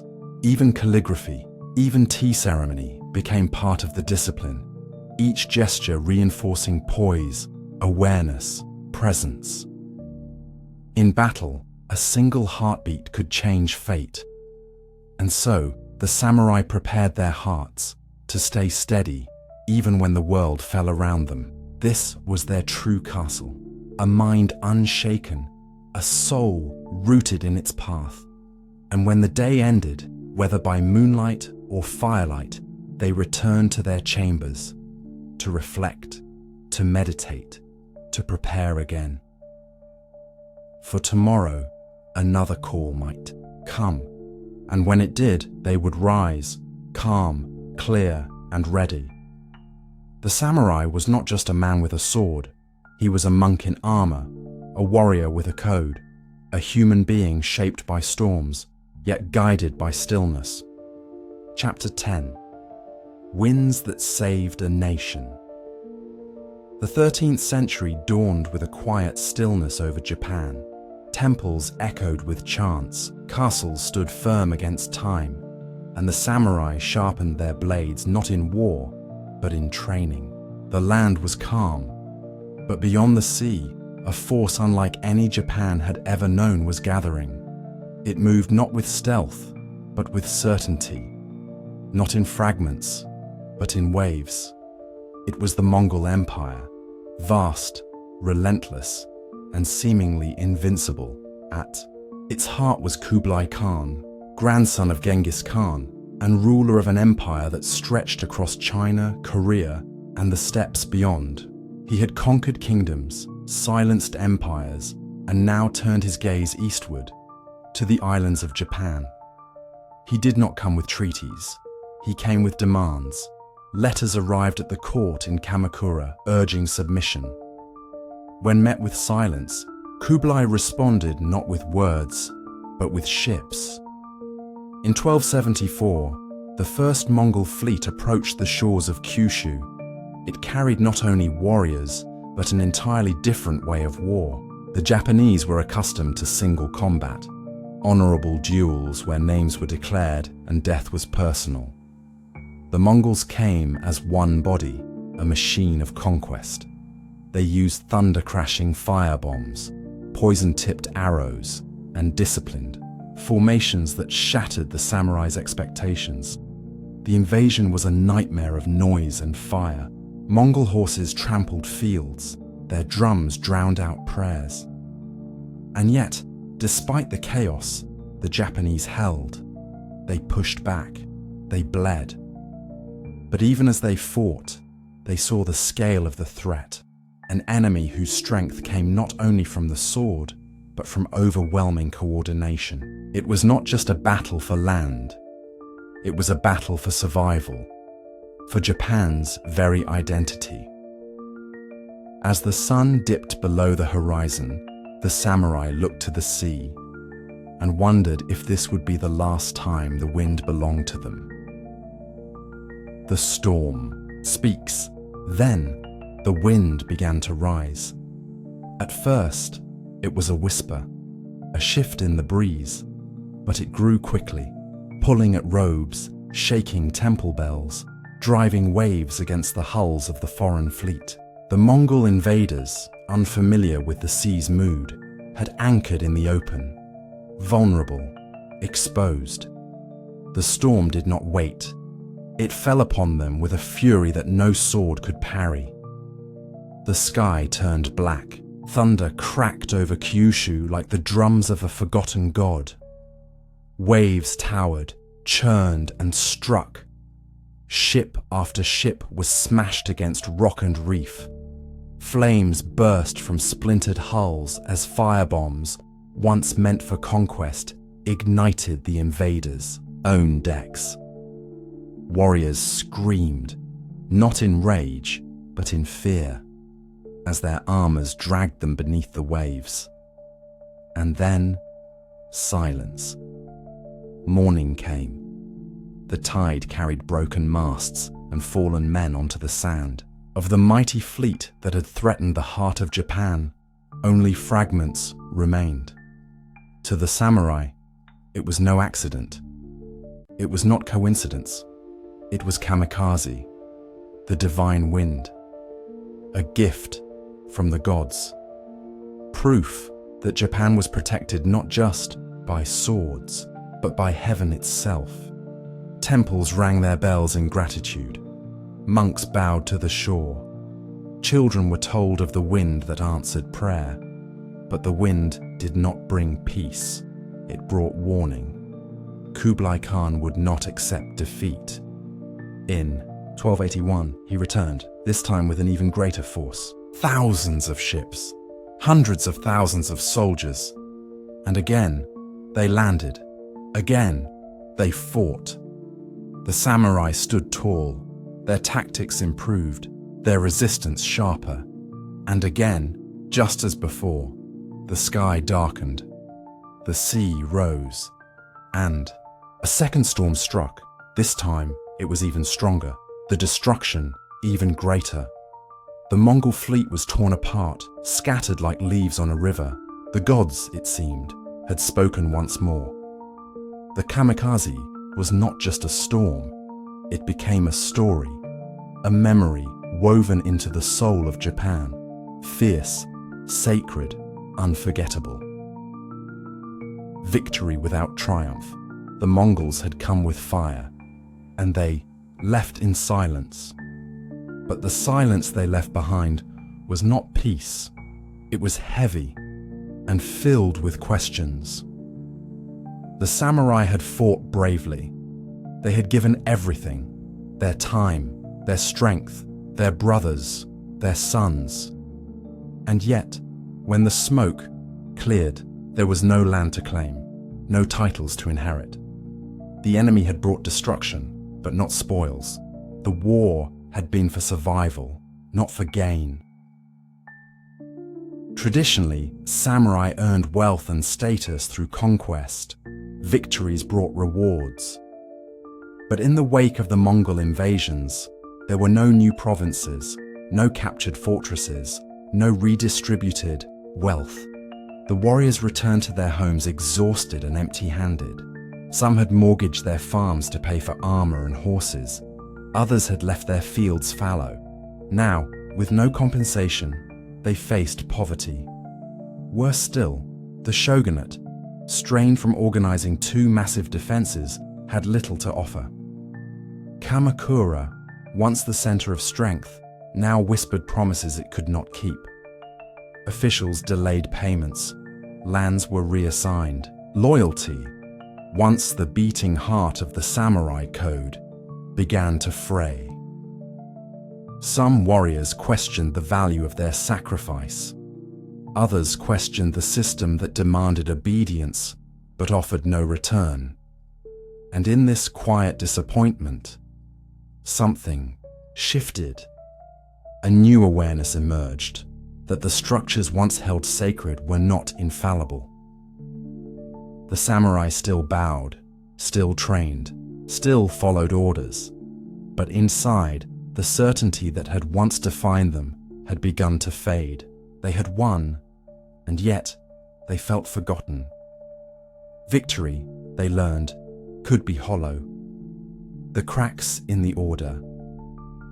The storms had spared Japan, but they had also revealed its fault lines. The Kamakura shogunate, once built on the firm loyalty of the samurai, now stood on shaky ground. Its coffers were empty, its control over the provinces weakened. Discontent brewed not in rebellion, but in resignation, a slow, creeping erosion of trust. Samurai families, once united in common purpose, began to drift apart. Some turned to local warlords for support. Others grew inward, guarding their estates with suspicion. The bonds that had held the warrior class together were stretched thin, not by force, but by fatigue. Peasants too felt the weight. Taxes rose. Land disputes increased. The central government's hand, once respected, now reached too far and gave too little. Out in the provinces, power shifted subtly. Decisions once made in Kamakura now passed through local leaders, often with more efficiency and fairness. And so, while the storm had shattered the Mongol fleets, it had also scattered the illusion of unshakable order. The shogunate still stood, but it no longer commanded unquestioned respect. It ruled by habit more than strength, by reputation more than reality. Yet even amid these cracks, the spirit of the samurai endured. They adapted, they watched, and they waited. The storm had been divine, but it had also been a turning point. The winds had saved the land, but they had also begun to reshape it. And in the quiet that followed, Japan prepared, not for the return of Mongols, but for a new kind of struggle. One that would rise not from beyond the sea, but from within. Chapter 11. The Fall of the First Shogunate. The Mongol invasions had tested Japan's spirit, and the samurai had stood firm. They had guarded the shores, sacrificed their sons, and trusted in the winds. And though the storms had spared the islands, what followed was not celebration, it was silence. With no new lands to conquer and no riches to distribute, the Kamakura shogunate found itself without answers. Victory had brought survival, but not prosperity. And for the warriors who had fought with unwavering loyalty, this peace felt like betrayal. The samurai returned home to find their farms depleted, their debts mounting. The reward they had expected, in land, gold, or status, never came.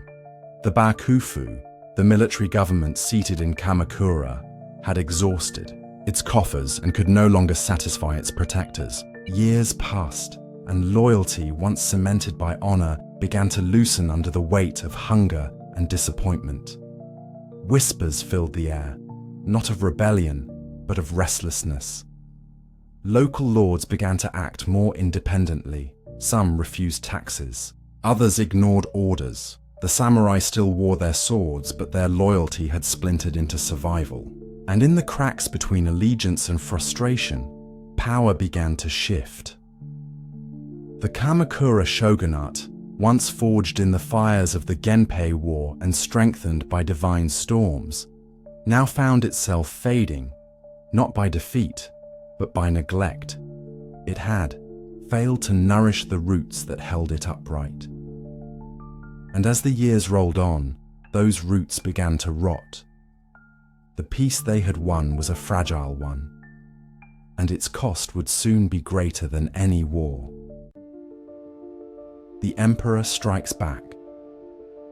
For generations, the Emperor of Japan had lived in quiet reverence, a figure of divine descent, cloaked in poetry and ritual, but stripped of real authority. While the shogunate ruled from Kamakura, the imperial throne in Kyoto had become a symbol, sacred, respected, but powerless. But not all emperors were content with silence. Emperor Go-Daigo was different. He dreamed of more than incense and ceremony. He saw the weakness in Kamakura and envisioned a Japan led once more by imperial command. His rebellion began in whispers, secret messages, hidden meetings, quiet alliances, and slowly he gathered support from discontented samurai and regional lords who longed for a new order. When Go-Daigo openly defied the shogunate, Kamakura responded with force. Armies marched, temples burned, alliances crumbled. But through the chaos, Go-Daigo endured. And in a twist of fate, a powerful samurai general sent to suppress him, Ashikaga Takauji, switched sides. With Takauji's defection, the balance tipped. Kamakura, hollowed by years of decay, collapsed.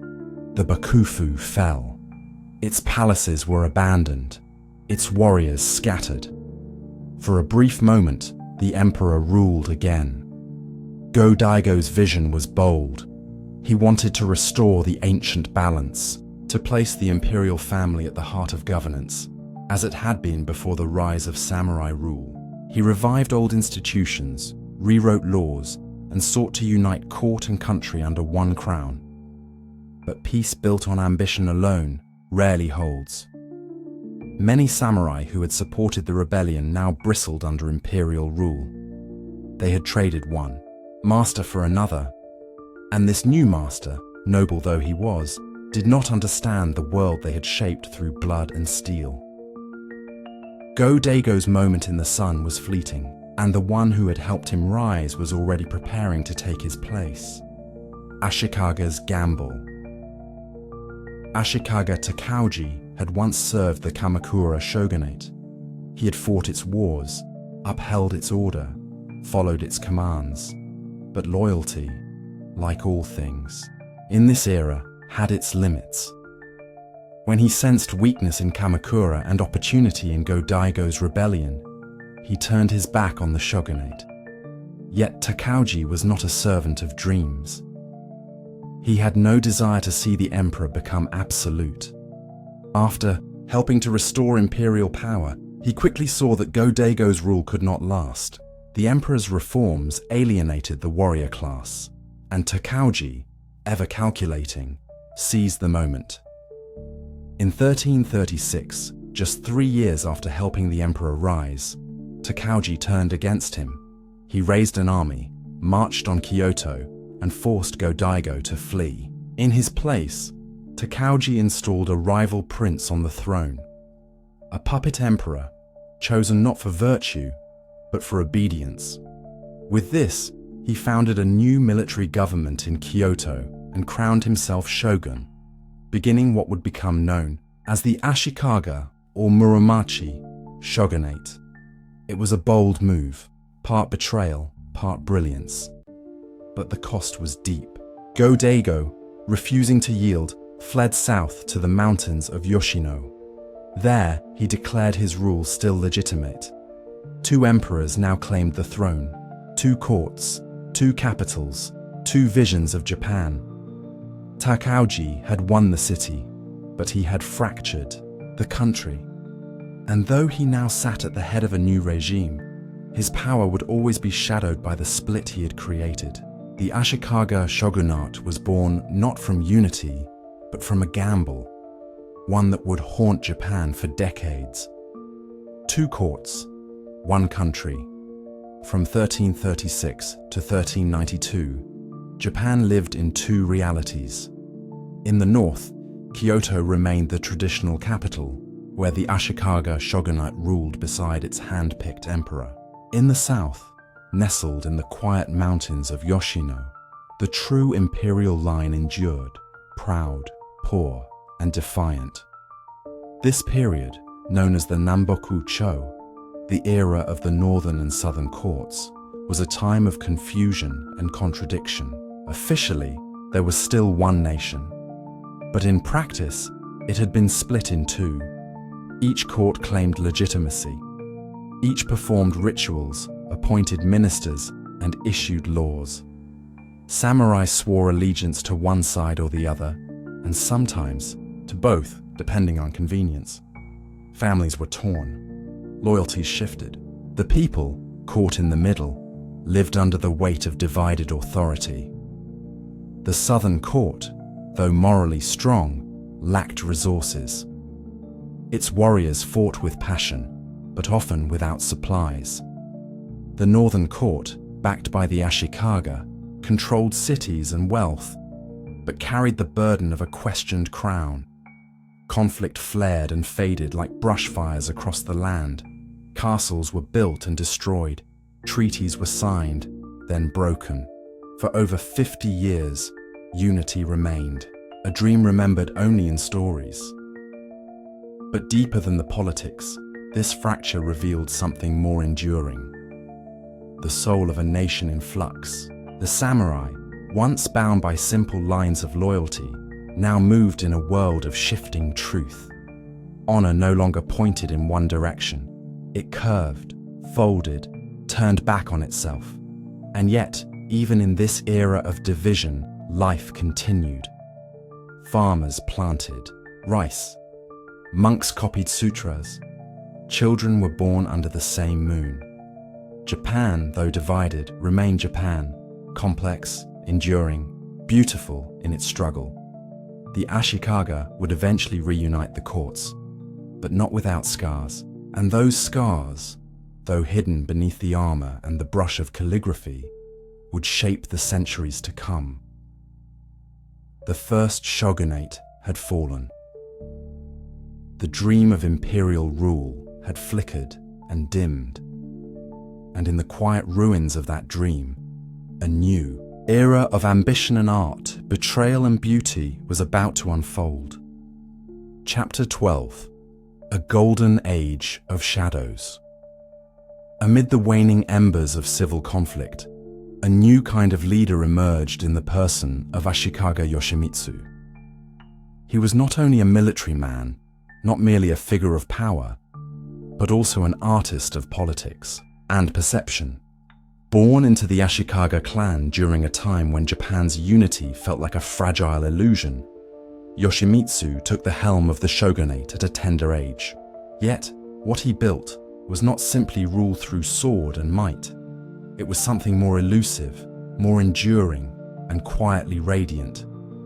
In the heart of Kyoto, Yoshimitsu raised a structure that would become a symbol of both power and poetry, Kinkakuji, the Golden Pavilion.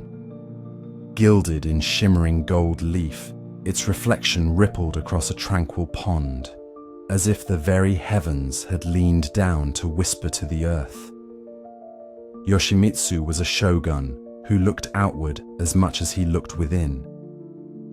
Under his guidance, diplomatic relations with Ming China were restored, and trade flourished once more across the sea. Ships bearing silks, ceramics, and rare books arrived at Japanese shores, while lacquerware and fine swords traveled in return. This cultural exchange breathed a new vitality into Japan, a renaissance not of conquest, but of contemplation. Poets, monks, and painters were drawn to Kyoto like moths to its golden flame, finding in Yoshimitsu not just a patron, but a soul attuned to their silent harmonies. He elevated courtly ceremonies, supported temple building, and surrounded himself with minds that painted not only with brush or ink, but with thought itself.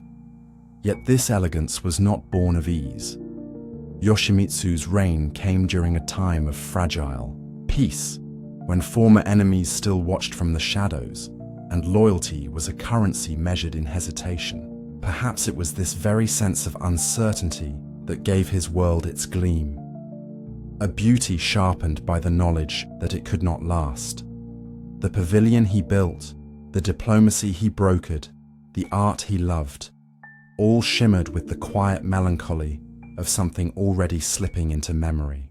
And that was the brilliance of Yoshimitsu. He ruled not by ignoring impermanence, but by embracing it, allowing transience to carve something eternal from the passing moment. Gardens of emptiness. In the age of Yoshimitsu, even the landscape began to speak in whispers, not through forests or rivers, but through silence. shaped by the hands of Zen monks who sculpted gravel into patterns of wind and stone into the suggestion of distant hills. These gardens, found within the walls of secluded monasteries, were not made for strolling. They were made for stillness. Raked pebbles mirrored the flow of water without needing a single drop. Moss crept softly along edges, and solitary rocks stood like islands in an unseen sea. Nothing moved, and yet everything felt alive. To the samurai, who had long trained their bodies for motion, these places offered a new kind of discipline, one that asked for the stilling of the mind. Sitting in silence before a Zen garden, the warrior was no longer on a battlefield, but within one, the battlefield of the self. Breathing slowed. Thoughts loosened their grip. In the lines of sand and the echo of empty space, clarity emerged. For many, these moments were harder to endure than swordplay. There were no enemies to strike, only illusions to unmask. These gardens were not decoration. They were scripture written in soil and stone. Each curve, each placement, was deliberate, a teaching wrapped in simplicity. And like the swords they laid down before entering, the samurai came to regard these places with reverence.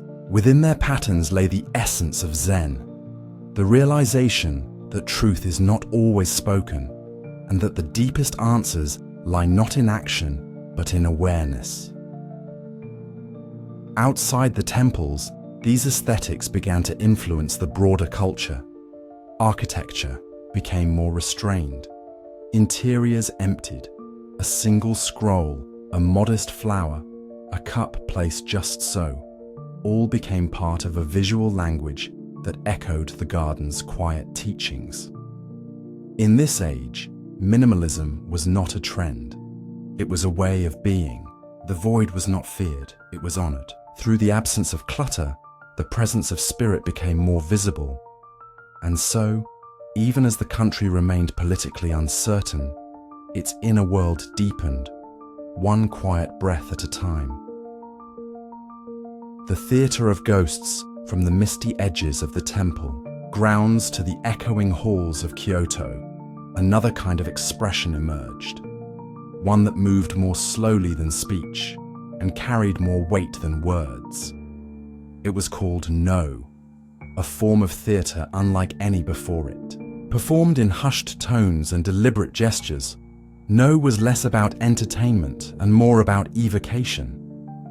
The actors wore masks carved from cypress wood, each with a face frozen in emotion, sorrow, longing, vengeance.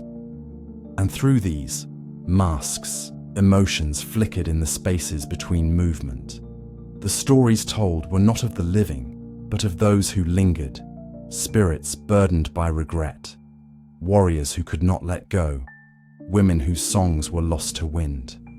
The stage was bare, but the silence was full. A single drumbeat could stretch the breath. A pause could carry the weight of centuries. The audience did not simply watch, they waited. And in that waiting, they listened, not to dialogue, but to presence. It is no surprise that No became a mirror to the samurai class. The themes of duty, restraint, and hidden sorrow echoed the realities of their lives.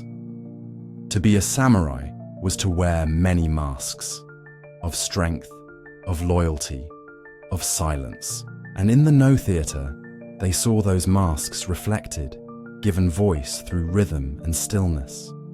The drama unfolded not in action, but in suggestion, a ghost turning its head, a warrior kneeling in regret, a cry swallowed by the night. Yoshimitsu himself was said to have supported such performances, understanding their subtle power. No was more than theatre. It was memory kept alive in ritual form, a ceremony of the soul. It reminded a restless age that what we do not say still speaks, that grief does not vanish, it transforms, and that the past, like a ghost, lingers until it is seen. The beauty of what cannot stay. Beneath the gold of temples and the hush of gardens, a deeper thread ran through this golden age. A thread of sorrow woven into splendor. It was the awareness that nothing, not even the most radiant moment, could be held. From the ink-brushed scrolls of Zen painters to the delicate rituals of the tea ceremony, everything pointed to the same truth. All things pass. And in their passing, they become more beautiful.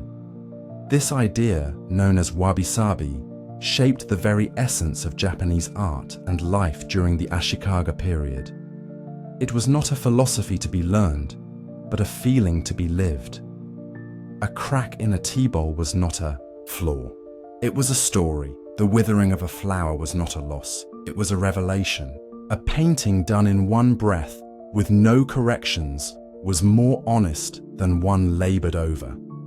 Simplicity became sacred. Imperfection became divine. In the tea houses of Kyoto, the ceremony was not about the drink itself, but about the moment it created. Guests would enter a room designed to be humble and bare. They would bow, they would breathe, and in the pouring of water, in the placement of the cup, in the quiet between each step, time would slow. The world, in all its noise, would fall away. Only this remained, the now, fading as it came. This sensibility flowed into every corner of culture. Ink paintings captured the spirit of a bird, not its feathers. Poetry spoke in fragments, leaving space for the reader's heart. Even architecture bowed to time, wood left to weather, paper screens that shifted with the light. This was not carelessness. It was care so deep that it accepted the inevitability of change. And so, even at the height of its refinement, this age of shadows carried a gentle sadness. The people knew, perhaps more than any before them, that golden ages do not last. But rather than despair, they chose to honor that truth. They built beauty not to defy time, but to dwell within it. They welcomed the falling leaf, the fading echo, the final bow. In this way, the Ashikaga period became a whisper through history, soft, glowing, and unforgettable. A time when shadows were not feared, but followed, when silence spoke volumes, and when the most enduring truths were found not in permanence, but in the grace of letting go. Chapter 13. The Age of Warring States. Once, the Ashikaga court had shimmered like a dream. Golden pavilions, silent gardens, the soft rustle of silk and scrolls. But beauty, in Japan, always came with the knowledge that it would not last. And this dream, like so many before it, began to fade. By the late 15th century, the elegance of Kyoto had become a memory. The shogunate, once a pillar of strength, grew hollow. The shogun no longer ruled. He remained only in name, a symbol untouched by real power. The emperor, too, was distant, revered, but removed. The true machinery of control had rusted. What remained was a fractured land, and from its broken pieces, chaos began to bloom. All across the provinces, daimyo, local lords with ambition and armies, began to rise. Without a central authority to restrain them, they claimed territories, fortified villages, and battled neighbors over river valleys and mountain passes. Japan did not fall into civil war all at once. It drifted into it year by year, skirmish by skirmish. Old alliances cracked. Temples once filled with monks echoed with the march of soldiers. The capital city became a prize to be taken or ignored, no longer the heart of the nation. This was the beginning of Sengoku Jidai, the age of warring states. It would stretch across more than a century, leaving behind a trail of ash, legends, and transformation. For the samurai, this was a time of reckoning. Gone were the days when honor could be recited from scrolls in peaceful courts. Now, it had to be carved with steel. There was no room for ceremony in the field, only action and survival. The age of tradition gave way to one of ambition, and from the ashes of broken order, a new kind of Japan would eventually rise. But only after it had bled. Castles of ambition. Across the hills and plains of Japan, something began to rise. Stone by stone, plank by plank. Castles, strongholds, fortresses of command and defense. These were not the decorative halls of noble courts, but citadels of war, built on mountainsides, near rivers, and at choke points of travel. These structures became the beating hearts of each daimyo's domain. With their high walls, watchtowers, and deep moats, they were statements of dominance. To build a castle was to declare intent, to hold, to defend, and when the moment came, to conquer. Inside, the lord would live surrounded by loyal retainers, men who had pledged their swords in exchange for land, titles, or protection. The castle was more than a home. It was a war machine. Food stores were packed for sieges. Arrows and spears were gathered in darkened armories. Couriers ran daily, routes linking scattered villages to their warlord's command. These men no longer waited for orders from Kyoto. They acted according to their own design. Samurai under their banner trained with purpose. They no longer studied purely for discipline or honor, but for results. Battles were not rare interruptions. They were expected. Every season carried a new campaign, a new siege, a new betrayal. To live in this era was to live in readiness. Even the farmers felt it. In peacetime, they worked the fields. In war, they picked up spears and became foot soldiers, ashigaru, conscripts in a cause they did not choose. But even among them, a whisper of opportunity stirred. If one could fight well, lead men, win battles, then perhaps, just perhaps, even a lowborn could climb. The castles were their own worlds, each reflecting the personality of the daimyo within. Some were austere and brutal, all stone and discipline. Others showed signs of the old courtly grace, with painted screens and tea rooms hidden deep within. But all of them were tools of war. And through these strongholds, Japan became a map of ambition, dotted with towers, lined with walls, and soaked in struggle. The farmer's son rises in a world defined by bloodlines and ancient lineages. This age broke the pattern. Sengoku Jidai was ruthless, but it was also strange in its fairness. Power, once held tightly by those of noble birth, began to shift. When battle came daily, skill mattered more than name. A general needed men who could think, fight, and endure. And so, for the first time in centuries, the ladder of class began to loosen. Among the many stories of this era, one stands brightest, the story of a peasant who would rise to become one of the most feared leaders in all of Japan. Born the son of a humble farmer, Toyotomi Hideyoshi had no title, no wealth, and no sword of his own. Yet what he had could not be taught. An unmatched cleverness, endless ambition, and the ability to read men like maps. He began as a servant to a rising daimyo, polishing armor and carrying sandals. But Hideyoshi watched. He learned. He waited. In time, he earned trust. He took command of small units. He won small victories, and then larger ones. He built alliances not with blood, but with words. His charm, wit, and bravery on the battlefield became his armor. And when his lord, the fearsome Oda Nobunaga, was betrayed and killed, it was Hideyoshi who seized the moment. He rallied troops, struck back, and claimed command. Though born a peasant, Hideyoshi would rise to control nearly all of Japan by the end of his life. He never took the title of shogun. It was still beyond reach for one of his station. But he became the undisputed power behind the land. His story was not only rare, it was transformative. It showed that in this brutal age, talent could outweigh heritage, that the farmer's son could rise above the lord's. Others too climbed.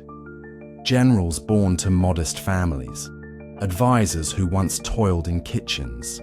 The social fabric of Japan, once tightly woven, began to loosen at the edges. It was a dangerous freedom. For every rise, there were countless falls. But for a brief time, the land of the samurai was also the land of possibility, where yesterday's servant could become tomorrow's master, if he could survive long enough. The way of the battlefield. With battles no longer rare and wars unending, the way of the samurai had to evolve. Once, their code, bushido, had emphasized ritual, loyalty, and calm precision. But on the battlefield, ideals often gave way to necessity. Strategy became the new sword. Deception replaced ceremony. Ambushes, alliances, betrayals. These were now the tools of survival. Yet even amid this brutality, the spirit of the samurai did not vanish. It changed. Honor still mattered, but now it was measured in how one endured, how one led, how one died. A samurai might serve many masters over a lifetime, loyalty bent with the winds of war. But when the final moment came, there was still pride in facing it without fear. Armor also changed. Gone were the ornate suits of earlier ages, replaced by gear suited for real combat, layered for mobility, painted in dark colors, meant to blend rather than boast. Swords, spears, and bows were no longer symbolic. They were lifelines. Samurai studied formations, weather patterns, terrain, anything that might tip the scales. Great tacticians emerged, turning small forces into decisive victories.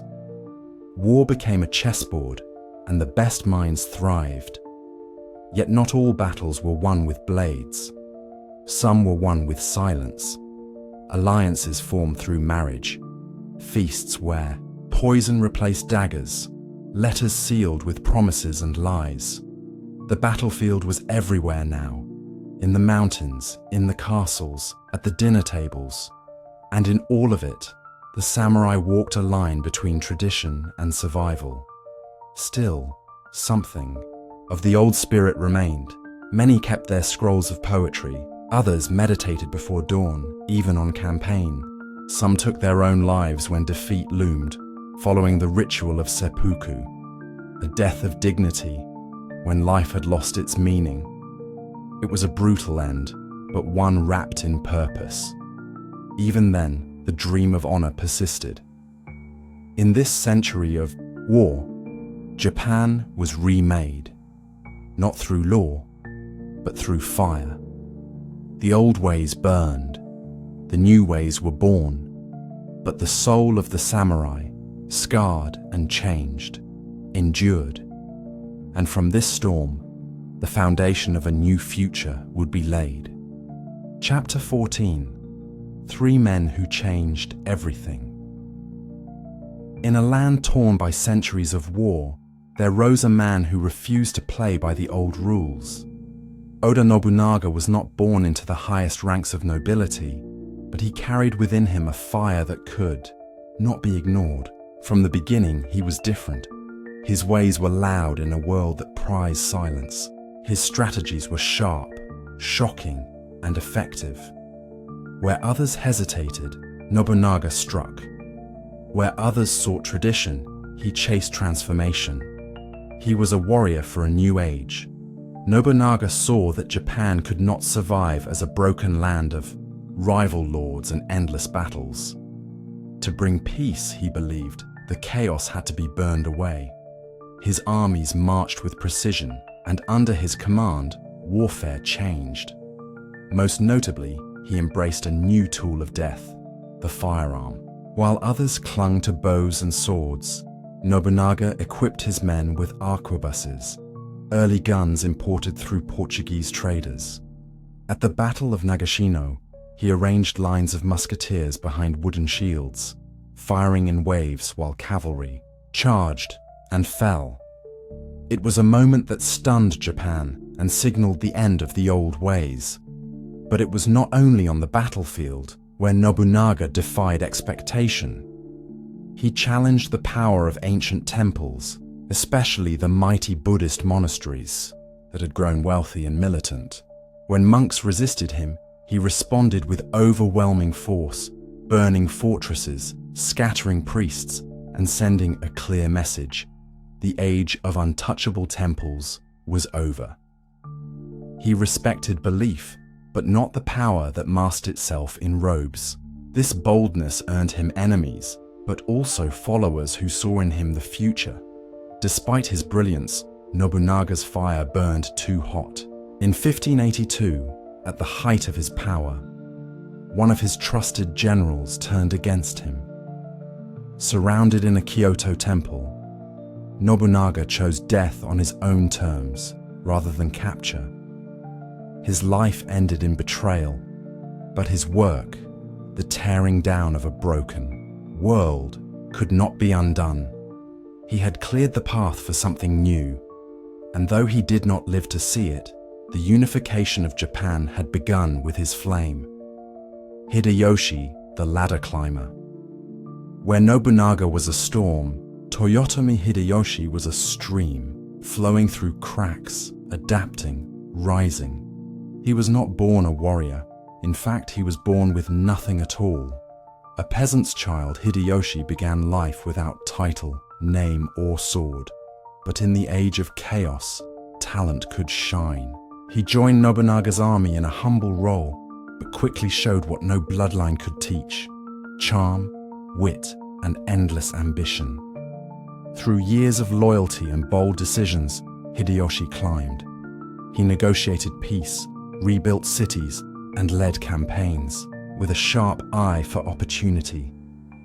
His words could disarm as surely as his soldiers. When Nobunaga fell, Hideyoshi acted swiftly.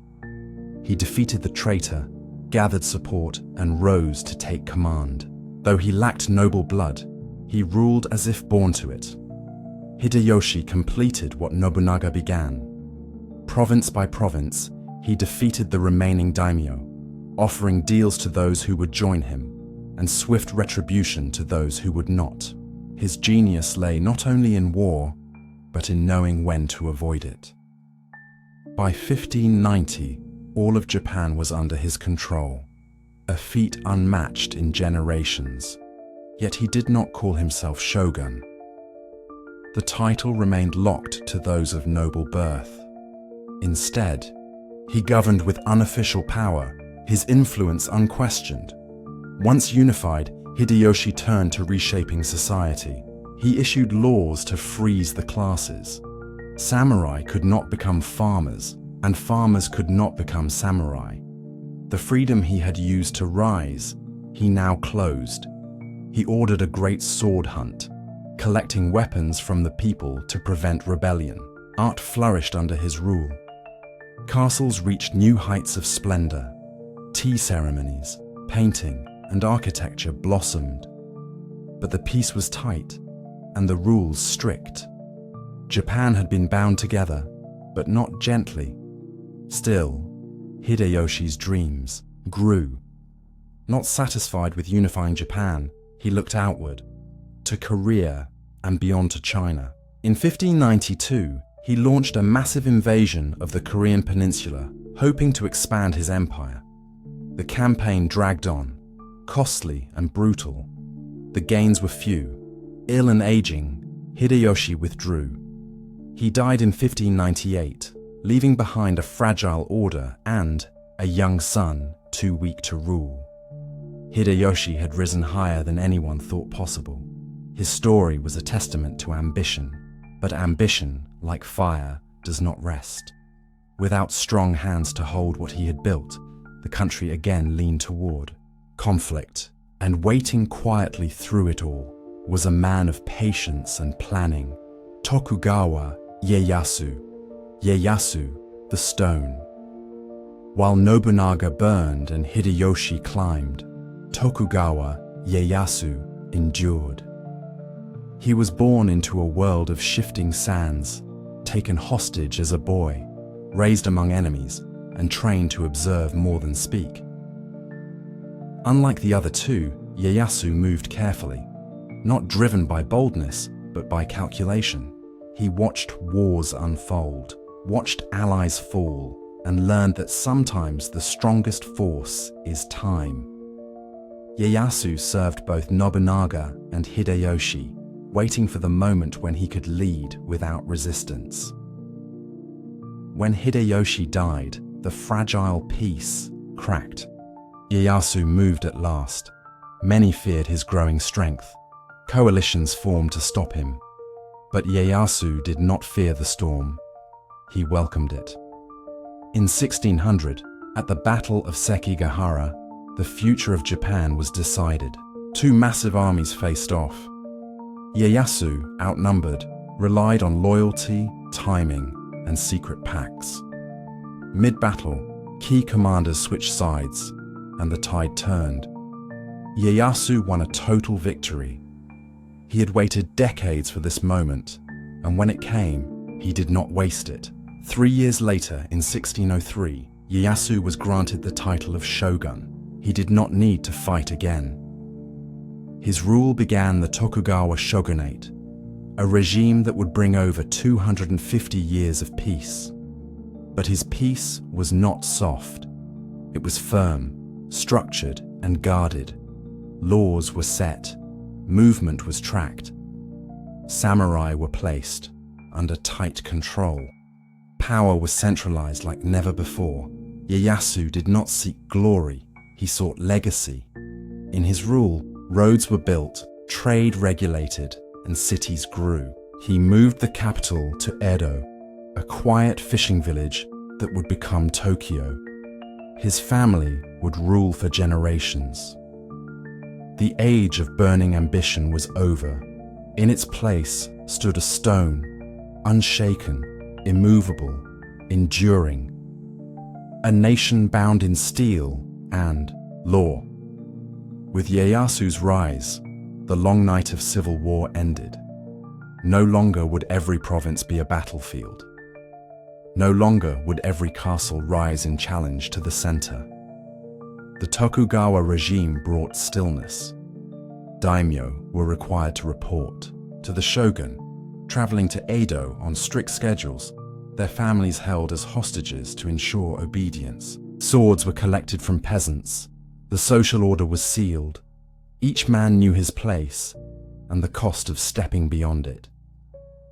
Yet even within this structure, life grew. Roads stitched the nation together. Markets thrived.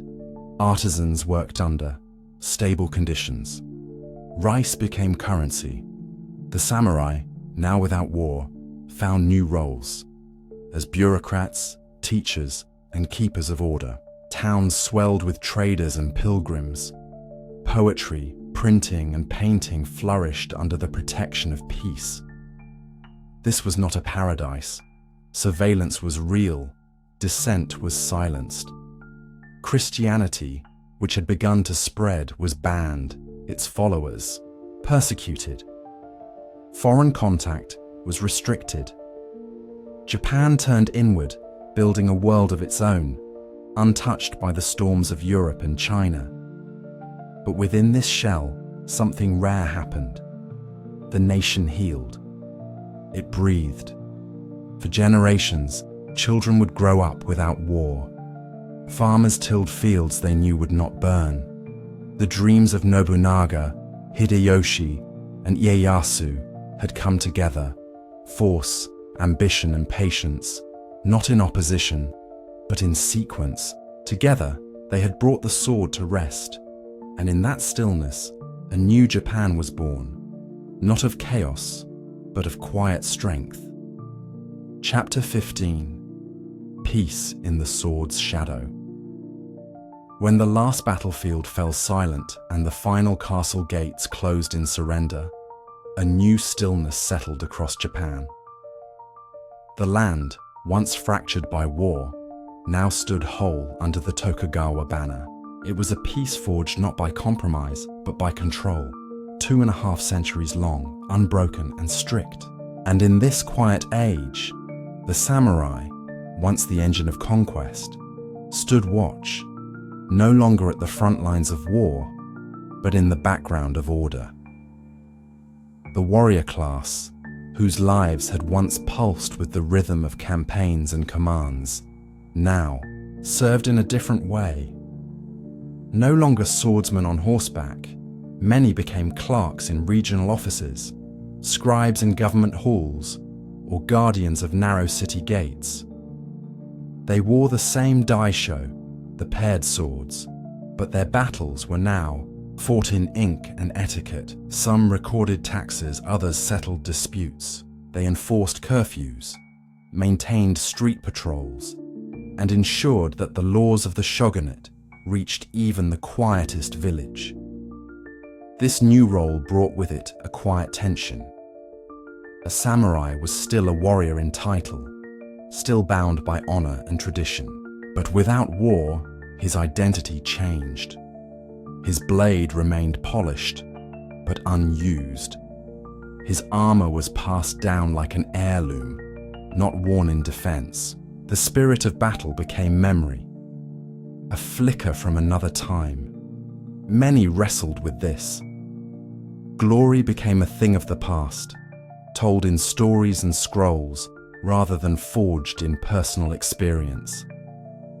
Still, the discipline remained. Samurai houses observed strict daily routines. Training halls echoed with wooden swords striking empty air. Children were raised to bow properly, to write poetry with precision, and to obey without hesitation. The battlefield had vanished, but the warrior had not. He remained, a silent figure beneath the eaves, standing still as the world moved on. Watching, waiting, living not for victory, but for duty.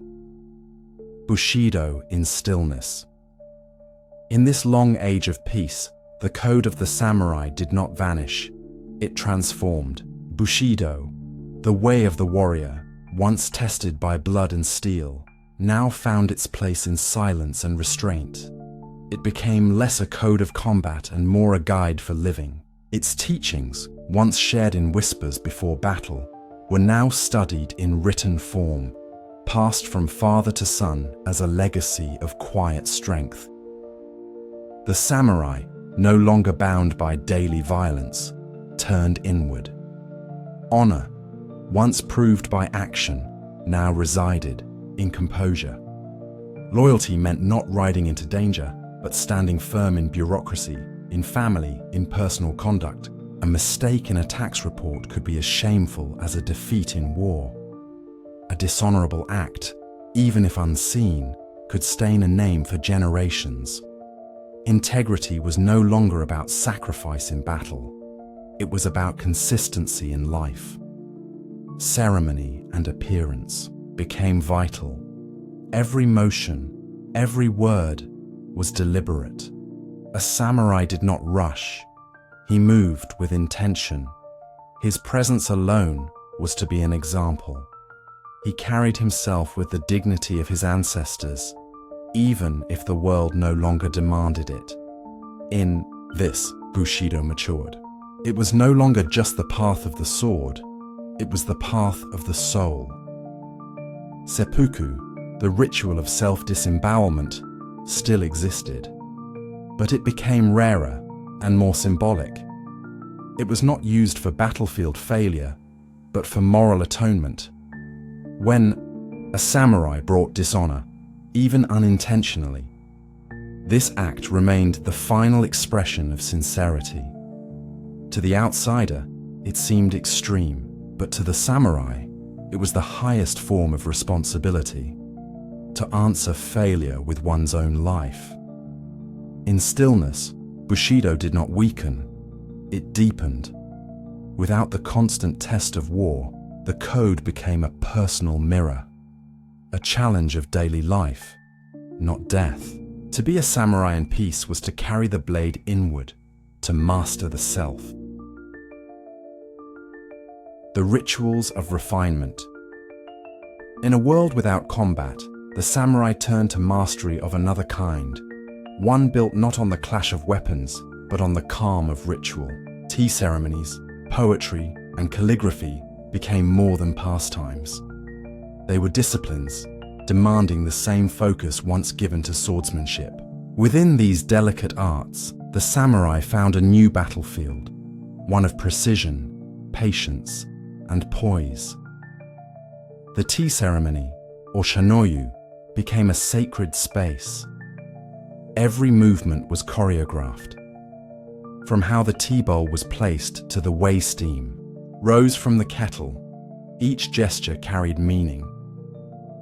It was not about the drink, but the presence, the silence between words, the pause before pouring.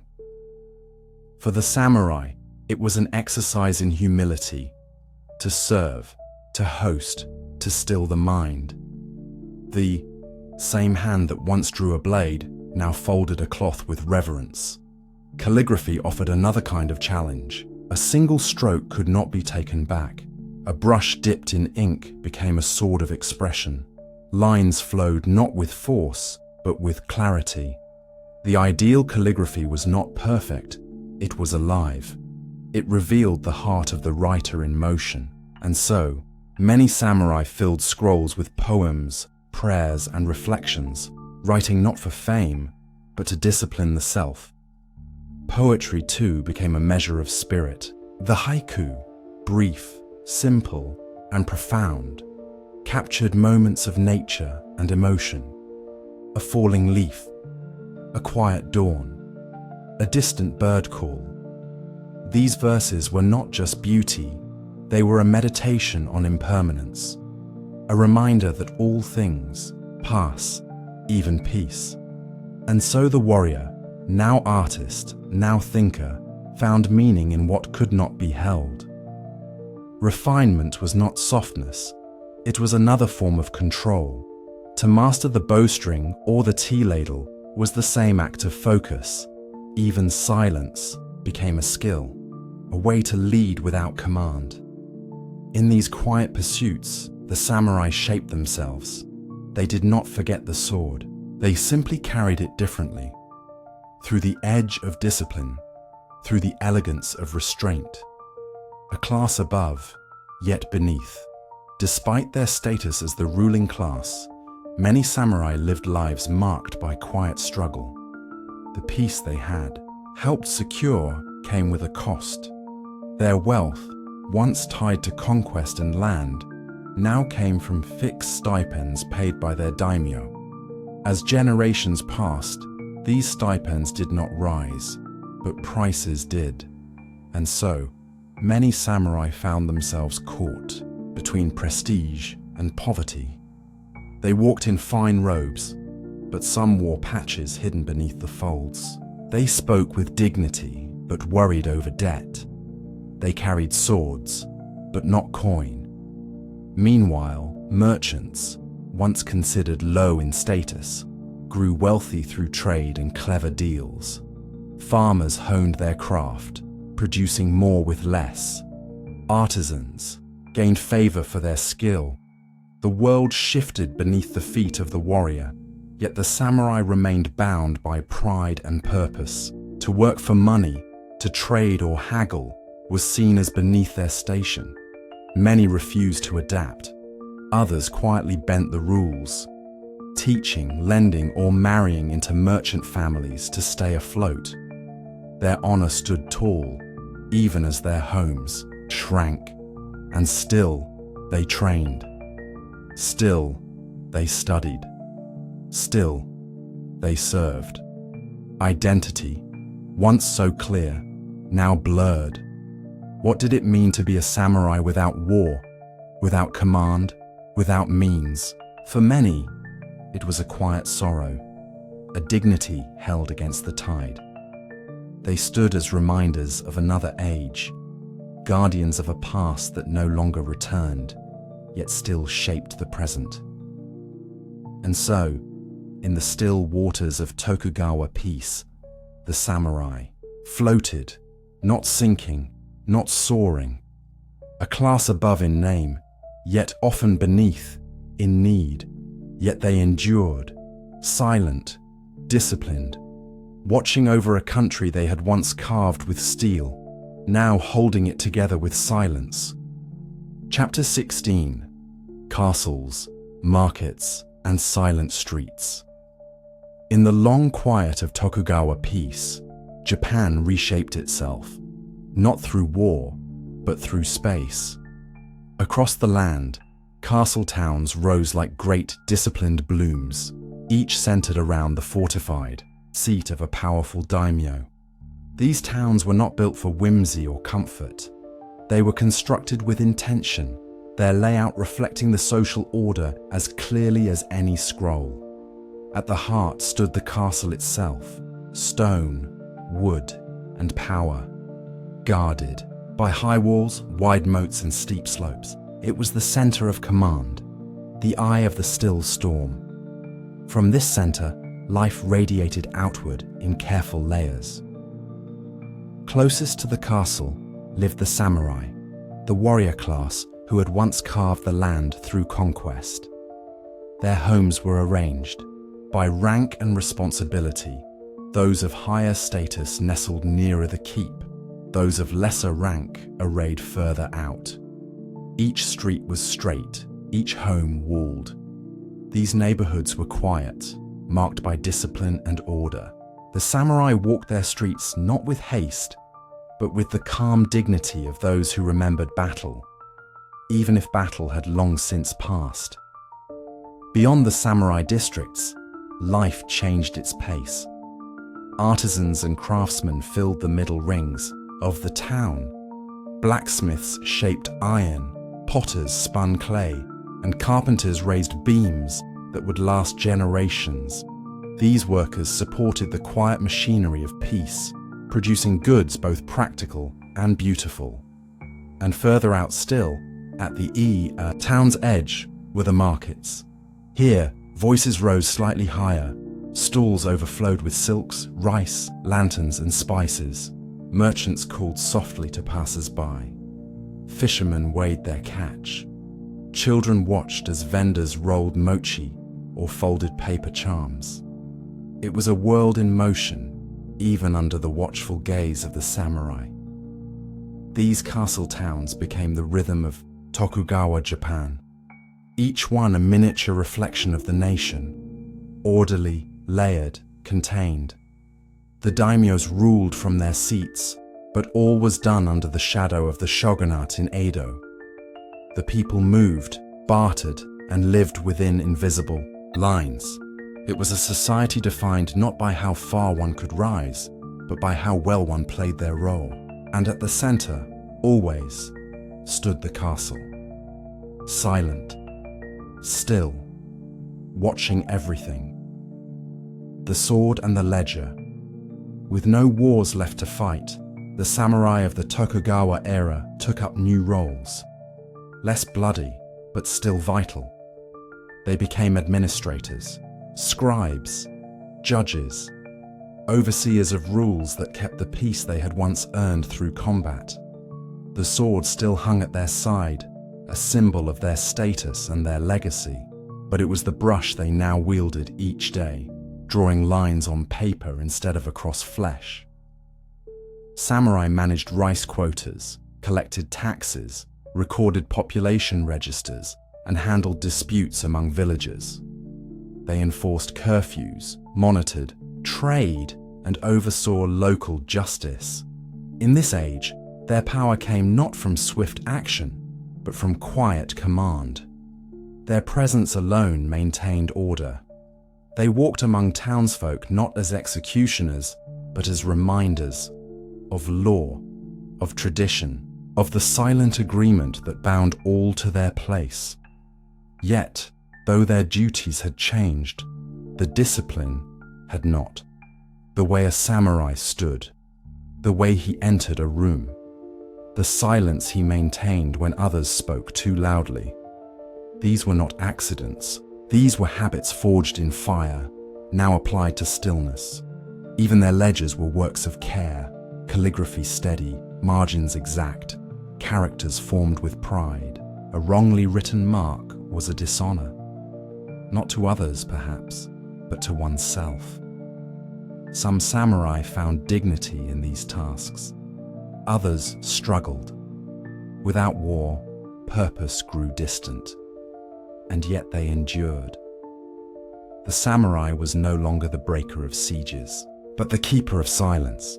His uniform was still crisp, his eyes still alert. The world around him had softened, but within the code still stood. Merchants rise in shadow. Officially, the merchants of Tokugawa Japan sat at the bottom of the social order, beneath samurai, farmers, and artisans. Their work was seen as selfish, driven by profit rather than honor or service. They owned no swords, they held no land, and yet, over time, their wealth grew quietly, steadily, dripping like water through cracks in stone, silk, rice, ink, porcelain, coin. These were the tools of the merchant's trade.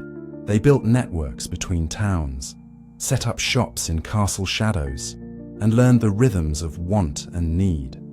Farmers needed seed, samurai needed fabric, cities needed food, and the merchants, patient and calculating, met those needs for a price. With each transaction, they gained not just profit, but power. Samurai, bound by law and pride, could not engage in trade. They lived on stipends paid in rice, measured by their rank and their lord's favor. But stipends did not always stretch far, especially not for those with large families, aging armor to maintain, or debts to repay.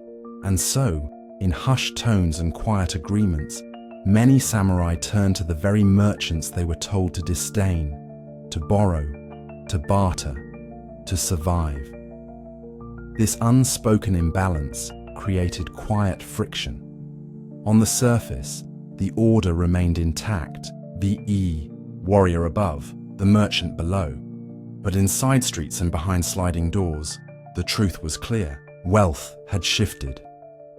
And with it, influence. Yet the merchants did not flaunt their rise. They built elegant homes, yes, but with walls of modest wood, not stone. They dressed richly, but without the markings of nobility. Their power lived in silence, in ledgers, in warehouses, in whispers. And so, beneath the formal structure of society, another layer grew. One not taught in schools or announced by heralds, but one deeply felt. A samurai might still draw his blade with honor, but a merchant could change the world with ink and coin. Order without movement. By the mid-Tokugawa era, Japan resembled a great pond, still, quiet, reflective. Its surface was smooth, its lines clear. Each class, each duty, each space in society was carefully defined. Movement between these layers was rare and often forbidden. The people stayed where they were born, and if they moved, they did so under watchful eyes. One of the central pillars of this peace was the Sankin Kotai system, known in English as alternate attendance. Under this rule, each daimyo was required to spend part of every year in Edo, the shogun's capital. When they returned to their own provinces, their wives and children remained behind, as gentle hostages to ensure obedience. The daimyo traveled in great costly processions. Dozens, sometimes hundreds of retainers followed, marching through mountain passes and over wide bridges, bringing gifts, taxes, and reports. It was a show of loyalty and a drain on their resources. This system had a purpose.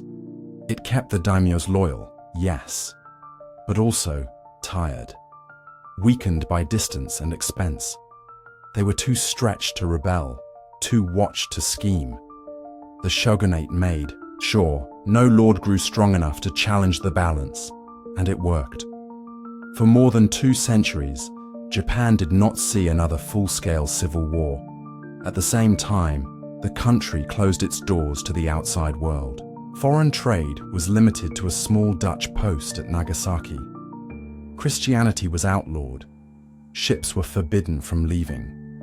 This isolation, known as sakoku, was not fear, but protection. From ideas, from chaos, from change. Within this closed circle, time seemed to slow. Farmers passed land to their sons. Artisans passed skills to their apprentices. Samurai passed stories to their heirs. Change came not in great waves, but in subtle ripples. A new lantern design, a different poetic form, a better method for glazing tiles. The Tokugawa peace was deep.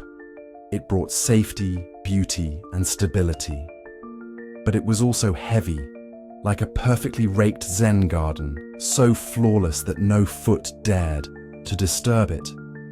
In this stillness, the people lived, watched, waited, not for war, not for rebellion, but perhaps for something unknown, something yet to come. Chapter 17. The Spirit in Decline. In the quiet streets of Edo, where order reigned and every role was known, a different kind of battlefield began to unfold. Not with blades, but with stage curtains. Not in armor, but in costume. As the wars of the past faded into memory, the spirit of the samurai found a strange second life, not on horseback or in halls of power, but beneath flickering lanterns and the hush of seated crowds, in the glow of the kabuki theater and the delicate motion of the bunraku puppet stage. The soul of the warrior lived on, not as fact, but as myth. Kabuki performances burst with emotion, bold makeup, sweeping movements, sudden pauses. These were not quiet stories. They were loud laments, crafted to move the heart. Many of these plays told of great samurai, men who had given everything for honor, for loyalty, for love of lord or country. Audiences wept at betrayals, held their breath during duels, and whispered prayers for heroes who no longer walked the earth. The stage became a graveyard of ideals, a place where the bushido spirit could still burn, if only in memory. Bunraku offered something more delicate, more haunting. Life-size puppets moved by unseen hands. Narrators sang sorrow into being. The strings of the puppets tugged at hearts, retelling stories of lost warriors, fading dynasties, and sacrifices made in silence. Even as the samurai themselves faded from relevance, they became immortal on these stages, preserved in the shared dreams of a people who remembered what had once been. And yet, this art, beautiful as it was, carried a quiet sadness. The glory on stage reminded everyone that such warriors no longer walked the roads, that the code once lived had become entertainment. Honor now was clapped for, not lived. The roar of the samurai had softened into the rustle of theater fans and the murmur of tears in the dark. Bushido rewritten. As the years passed and generations slipped further from war, the samurai code, once a guide sharpened through action, became something else entirely. What had once been practiced instinctively now had to be taught. And so, In candlelit rooms and quiet study halls, scholars and warriors alike began to write. They wrote of loyalty, courage, restraint. They outlined proper behavior, etiquette, dress. They described in detail how a samurai should carry himself, in life and in death. Bushido, once fluid and lived, was now bound between covers. The rise of these formal manuals reflected a deeper change. When warriors no longer went to war, the principles of their calling had to be preserved another way, not through experience, but through words. Books like the Hagakure and the Budo Shoshinshu became common, guides to conduct, ritual, and honor. These texts gave structure to a class whose purpose had grown unclear. How to greet a superior, how to refuse a bribe, how to write a final poem before death. These were lessons now studied like mathematics, distant, precise, memorized. The irony was gentle but real. Bushido had once lived in the body, in how a man drew his sword, how he walked into danger, how he faced defeat. Now it lived in parchment. And while many believed deeply in what these writings taught, something had shifted. The fire that once burned had cooled. Now it was pressed into lines of ink, beautiful, orderly, and unmoving. Some samurai embraced this new form of the code. They became thinkers, mentors, and guardians of tradition. Others felt the change more painfully. They sensed that the code had become a cage, something to follow, but no longer something that breathed. The words were still there. The meaning, perhaps, but the edge, the living edge, had dulled.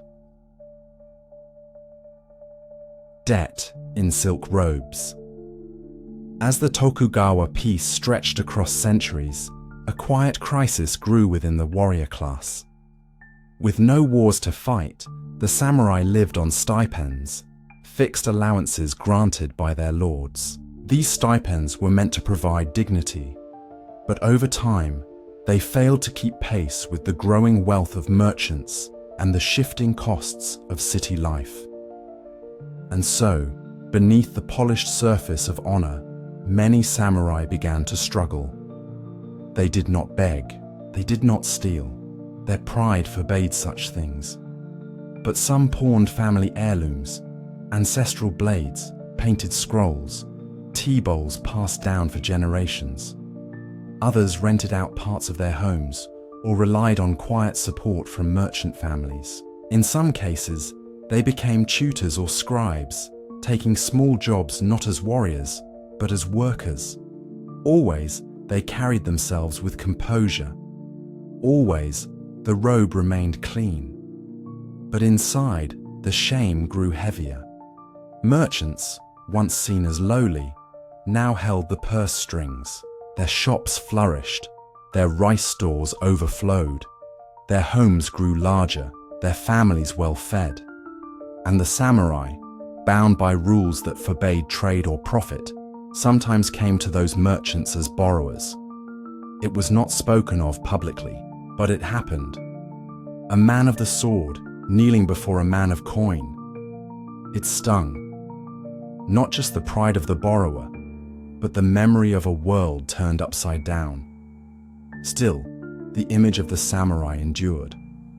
On the street, they were still bowed to. Children still looked at their swords with awe. Their place in the social order remained untouched. But behind sliding doors, by the light of a single candle, many sat counting coins, wondering how to provide for their families, how to preserve the dignity of a name that once struck fear and awe across the land. Honor in ritual. Alone. Even in decline, some rituals remained. Chief among them was seppuku, the act of taking one's own life in an expression of honor. In the past, it had been raw, immediate, and terrible. A defeated general kneeling amid flames, a loyal retainer following his lord into death. It was not done for display. It was a final stand, a refusal to surrender the self to shame or failure. But as peace lingered and battles ceased, seppuku changed. It became less a necessity and more a performance. Still solemn, still respected, but removed from its original fire. It was carried out before witnesses, attended by scribes. The clothing was pure, the setting deliberate. A second, often a trusted friend or family member, stood by to swiftly complete the act with a sword stroke, ensuring minimal suffering. There were rules, there were scripts. The ritual had become more precise than passionate. This ceremonial version of seppuku preserved the surface of samurai virtue.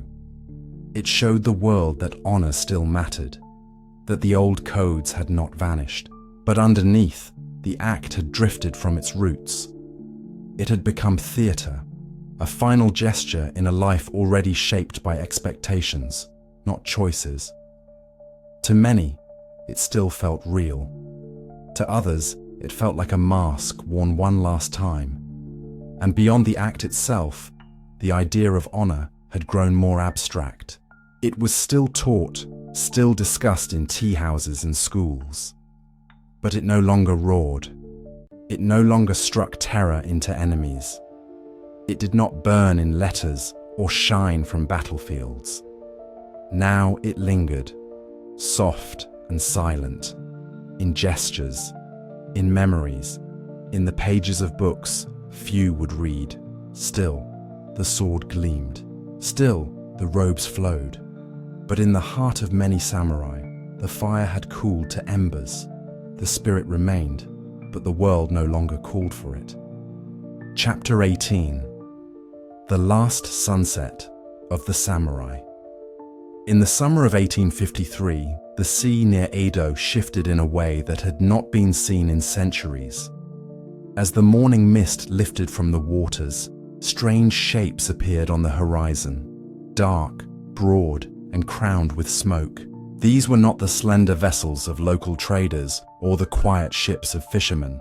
These were steam-powered warships, black with iron and roaring with the sound of engines. They belonged to the United States Navy, and at their helm was Commodore Matthew Perry. Japan's long-held silence was about to be broken.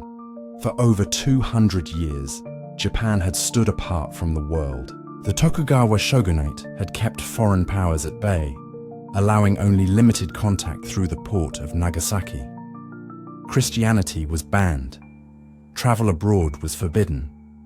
The country had become a closed garden, calm, orderly, untouched by the storm of industrial revolutions sweeping across Europe and America. But the black ships brought more than noise. They carried a demand. The world had grown smaller, faster, and more connected. The West wanted ports for their steamships, markets for their goods, and treaties to open doors that had long been shut. Commodore Perry presented his message and left, promising to return for an answer. When he did return, the shogunate could not refuse. Cannons lined his decks, muskets filled his cabins, and behind him stood nations with fleets and factories. The Treaty of Kanagawa was signed in 1854. It opened Japan to trade. It allowed foreign consulates, and with it, the wall around Japan began to fall. Foreigners arrived, merchants, diplomats, scholars, and sailors. Their clothes were strange, their languages unfamiliar. Their ships docked beside traditional ports, towering over the quiet rhythms of old Edo. The samurai watched, many in silence, others in disbelief. For centuries, they had guarded a nation apart. Now, the world had walked in without a sword drawn. The transformation had begun. The sword against the gun. In the wake of Perry's arrival, the fabric of Japan began to pull at its seams. Not everyone accepted this new world. Some samurai, loyal to the old codes and wary of Western influence, took up arms. They dressed in armor passed down for generations. They rode horses, carried katanas and vowed to preserve the dignity of the old ways, but the battlefield had changed, and so had the tools of war. The West brought muskets, rifles, and cannons.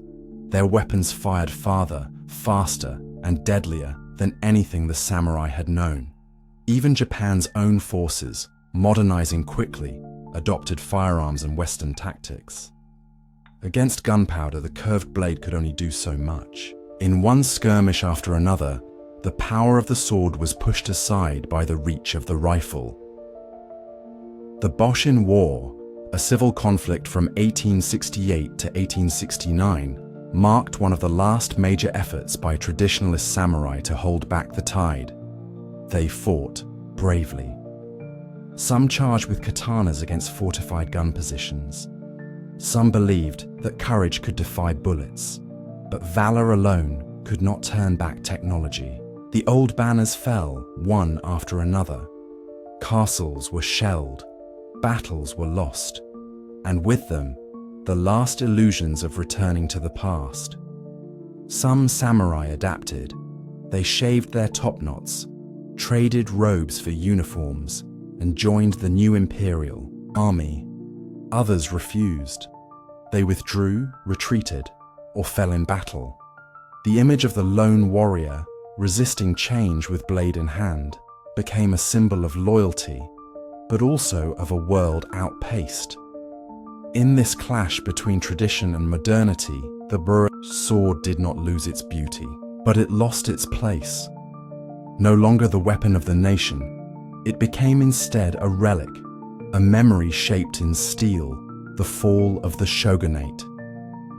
The political center that had held Japan together for so long could no longer bear the pressure. The Tokugawa shogunate, once a symbol of control and stability, began to crumble under the weight of foreign treaties, internal dissent, and economic strain. The old order could not adapt fast enough to a world that now moved with steam and steel. Young reformers, many influenced by Western ideas and determined to restore Japan's strength, rallied behind the emperor, long a ceremonial figure, now a symbol of unity. In 1868, the Meiji Restoration was declared. The shogunate was dissolved. The emperor, Meiji, was restored to power in name and influence. The capital moved from Kyoto to Edo, which was renamed Tokyo. The age of the samurai had ended, not with a single blow, but with a series of quiet, irreversible decisions. One by one, the laws that had upheld the samurai class were repealed. Their rice stipends, once guaranteed, were commuted into bonds. Their right to wear swords in public was removed. Their status as a warrior class was erased. The swords that had been passed from father to son were now family treasures, not instruments of law or justice. In the Satsuma Rebellion of 1877, led by the legendary samurai Saigo Takamori, thousands of former warriors made one final stand. They fought with honor and desperation. But again, rifles and cannons met their charge. The rebellion was crushed. Saigo fell, and with him, the last organized resistance of the samurai era. The Meiji government pushed forward, modernizing schools, industry, and the military. A new Japan was rising, one that looked to the future with urgency. But as the trains rolled in and factories hummed, something ancient faded into shadow. The samurai, once the guardians of the land, were no longer needed. A legacy that lingers. Though the age of the samurai came to a close, their spirit did not vanish. It retreated into quieter places, into art, into discipline, into the ways a culture remembers. The sword was no longer worn in the streets, but it was polished in dojos. The code of bushido no longer guided armies, but it shaped the ethics of students, teachers, and officers. In the silence of martial arts halls, in the bow of a calligrapher's wrist, in the structure of a poem, there the samurai still breathed. Modern Japan rose swiftly, powered by industry and learning. Railways spread across the country. Machines replaced mills. Western suits replaced silk robes. Yet beneath this transformation, something old held on. The value of honor, the strength of self-discipline, the quiet pride in serving something greater than oneself. These were not forgotten. The samurai became symbols. In literature, they stood for courage and sacrifice. In film, they walked again through stories of loss and loyalty. In family lineages, names were whispered with respect, reminders of those who had once shaped history with calloused hands and unwavering hearts. Temples still echo with their presence. In the sound of a bell at dusk, one hears their restraint. In the falling petals of a cherry blossom, one sees their fragility. In the silence of a shrine path, one feels their stillness. They are not ghosts. They are memories that walk without footsteps. The last sunset of the samurai was not sudden. It faded slowly, gently, as all sunsets do. And in its glow, Japan stepped into a new day, carrying with it the shadows of those who had guarded its nights.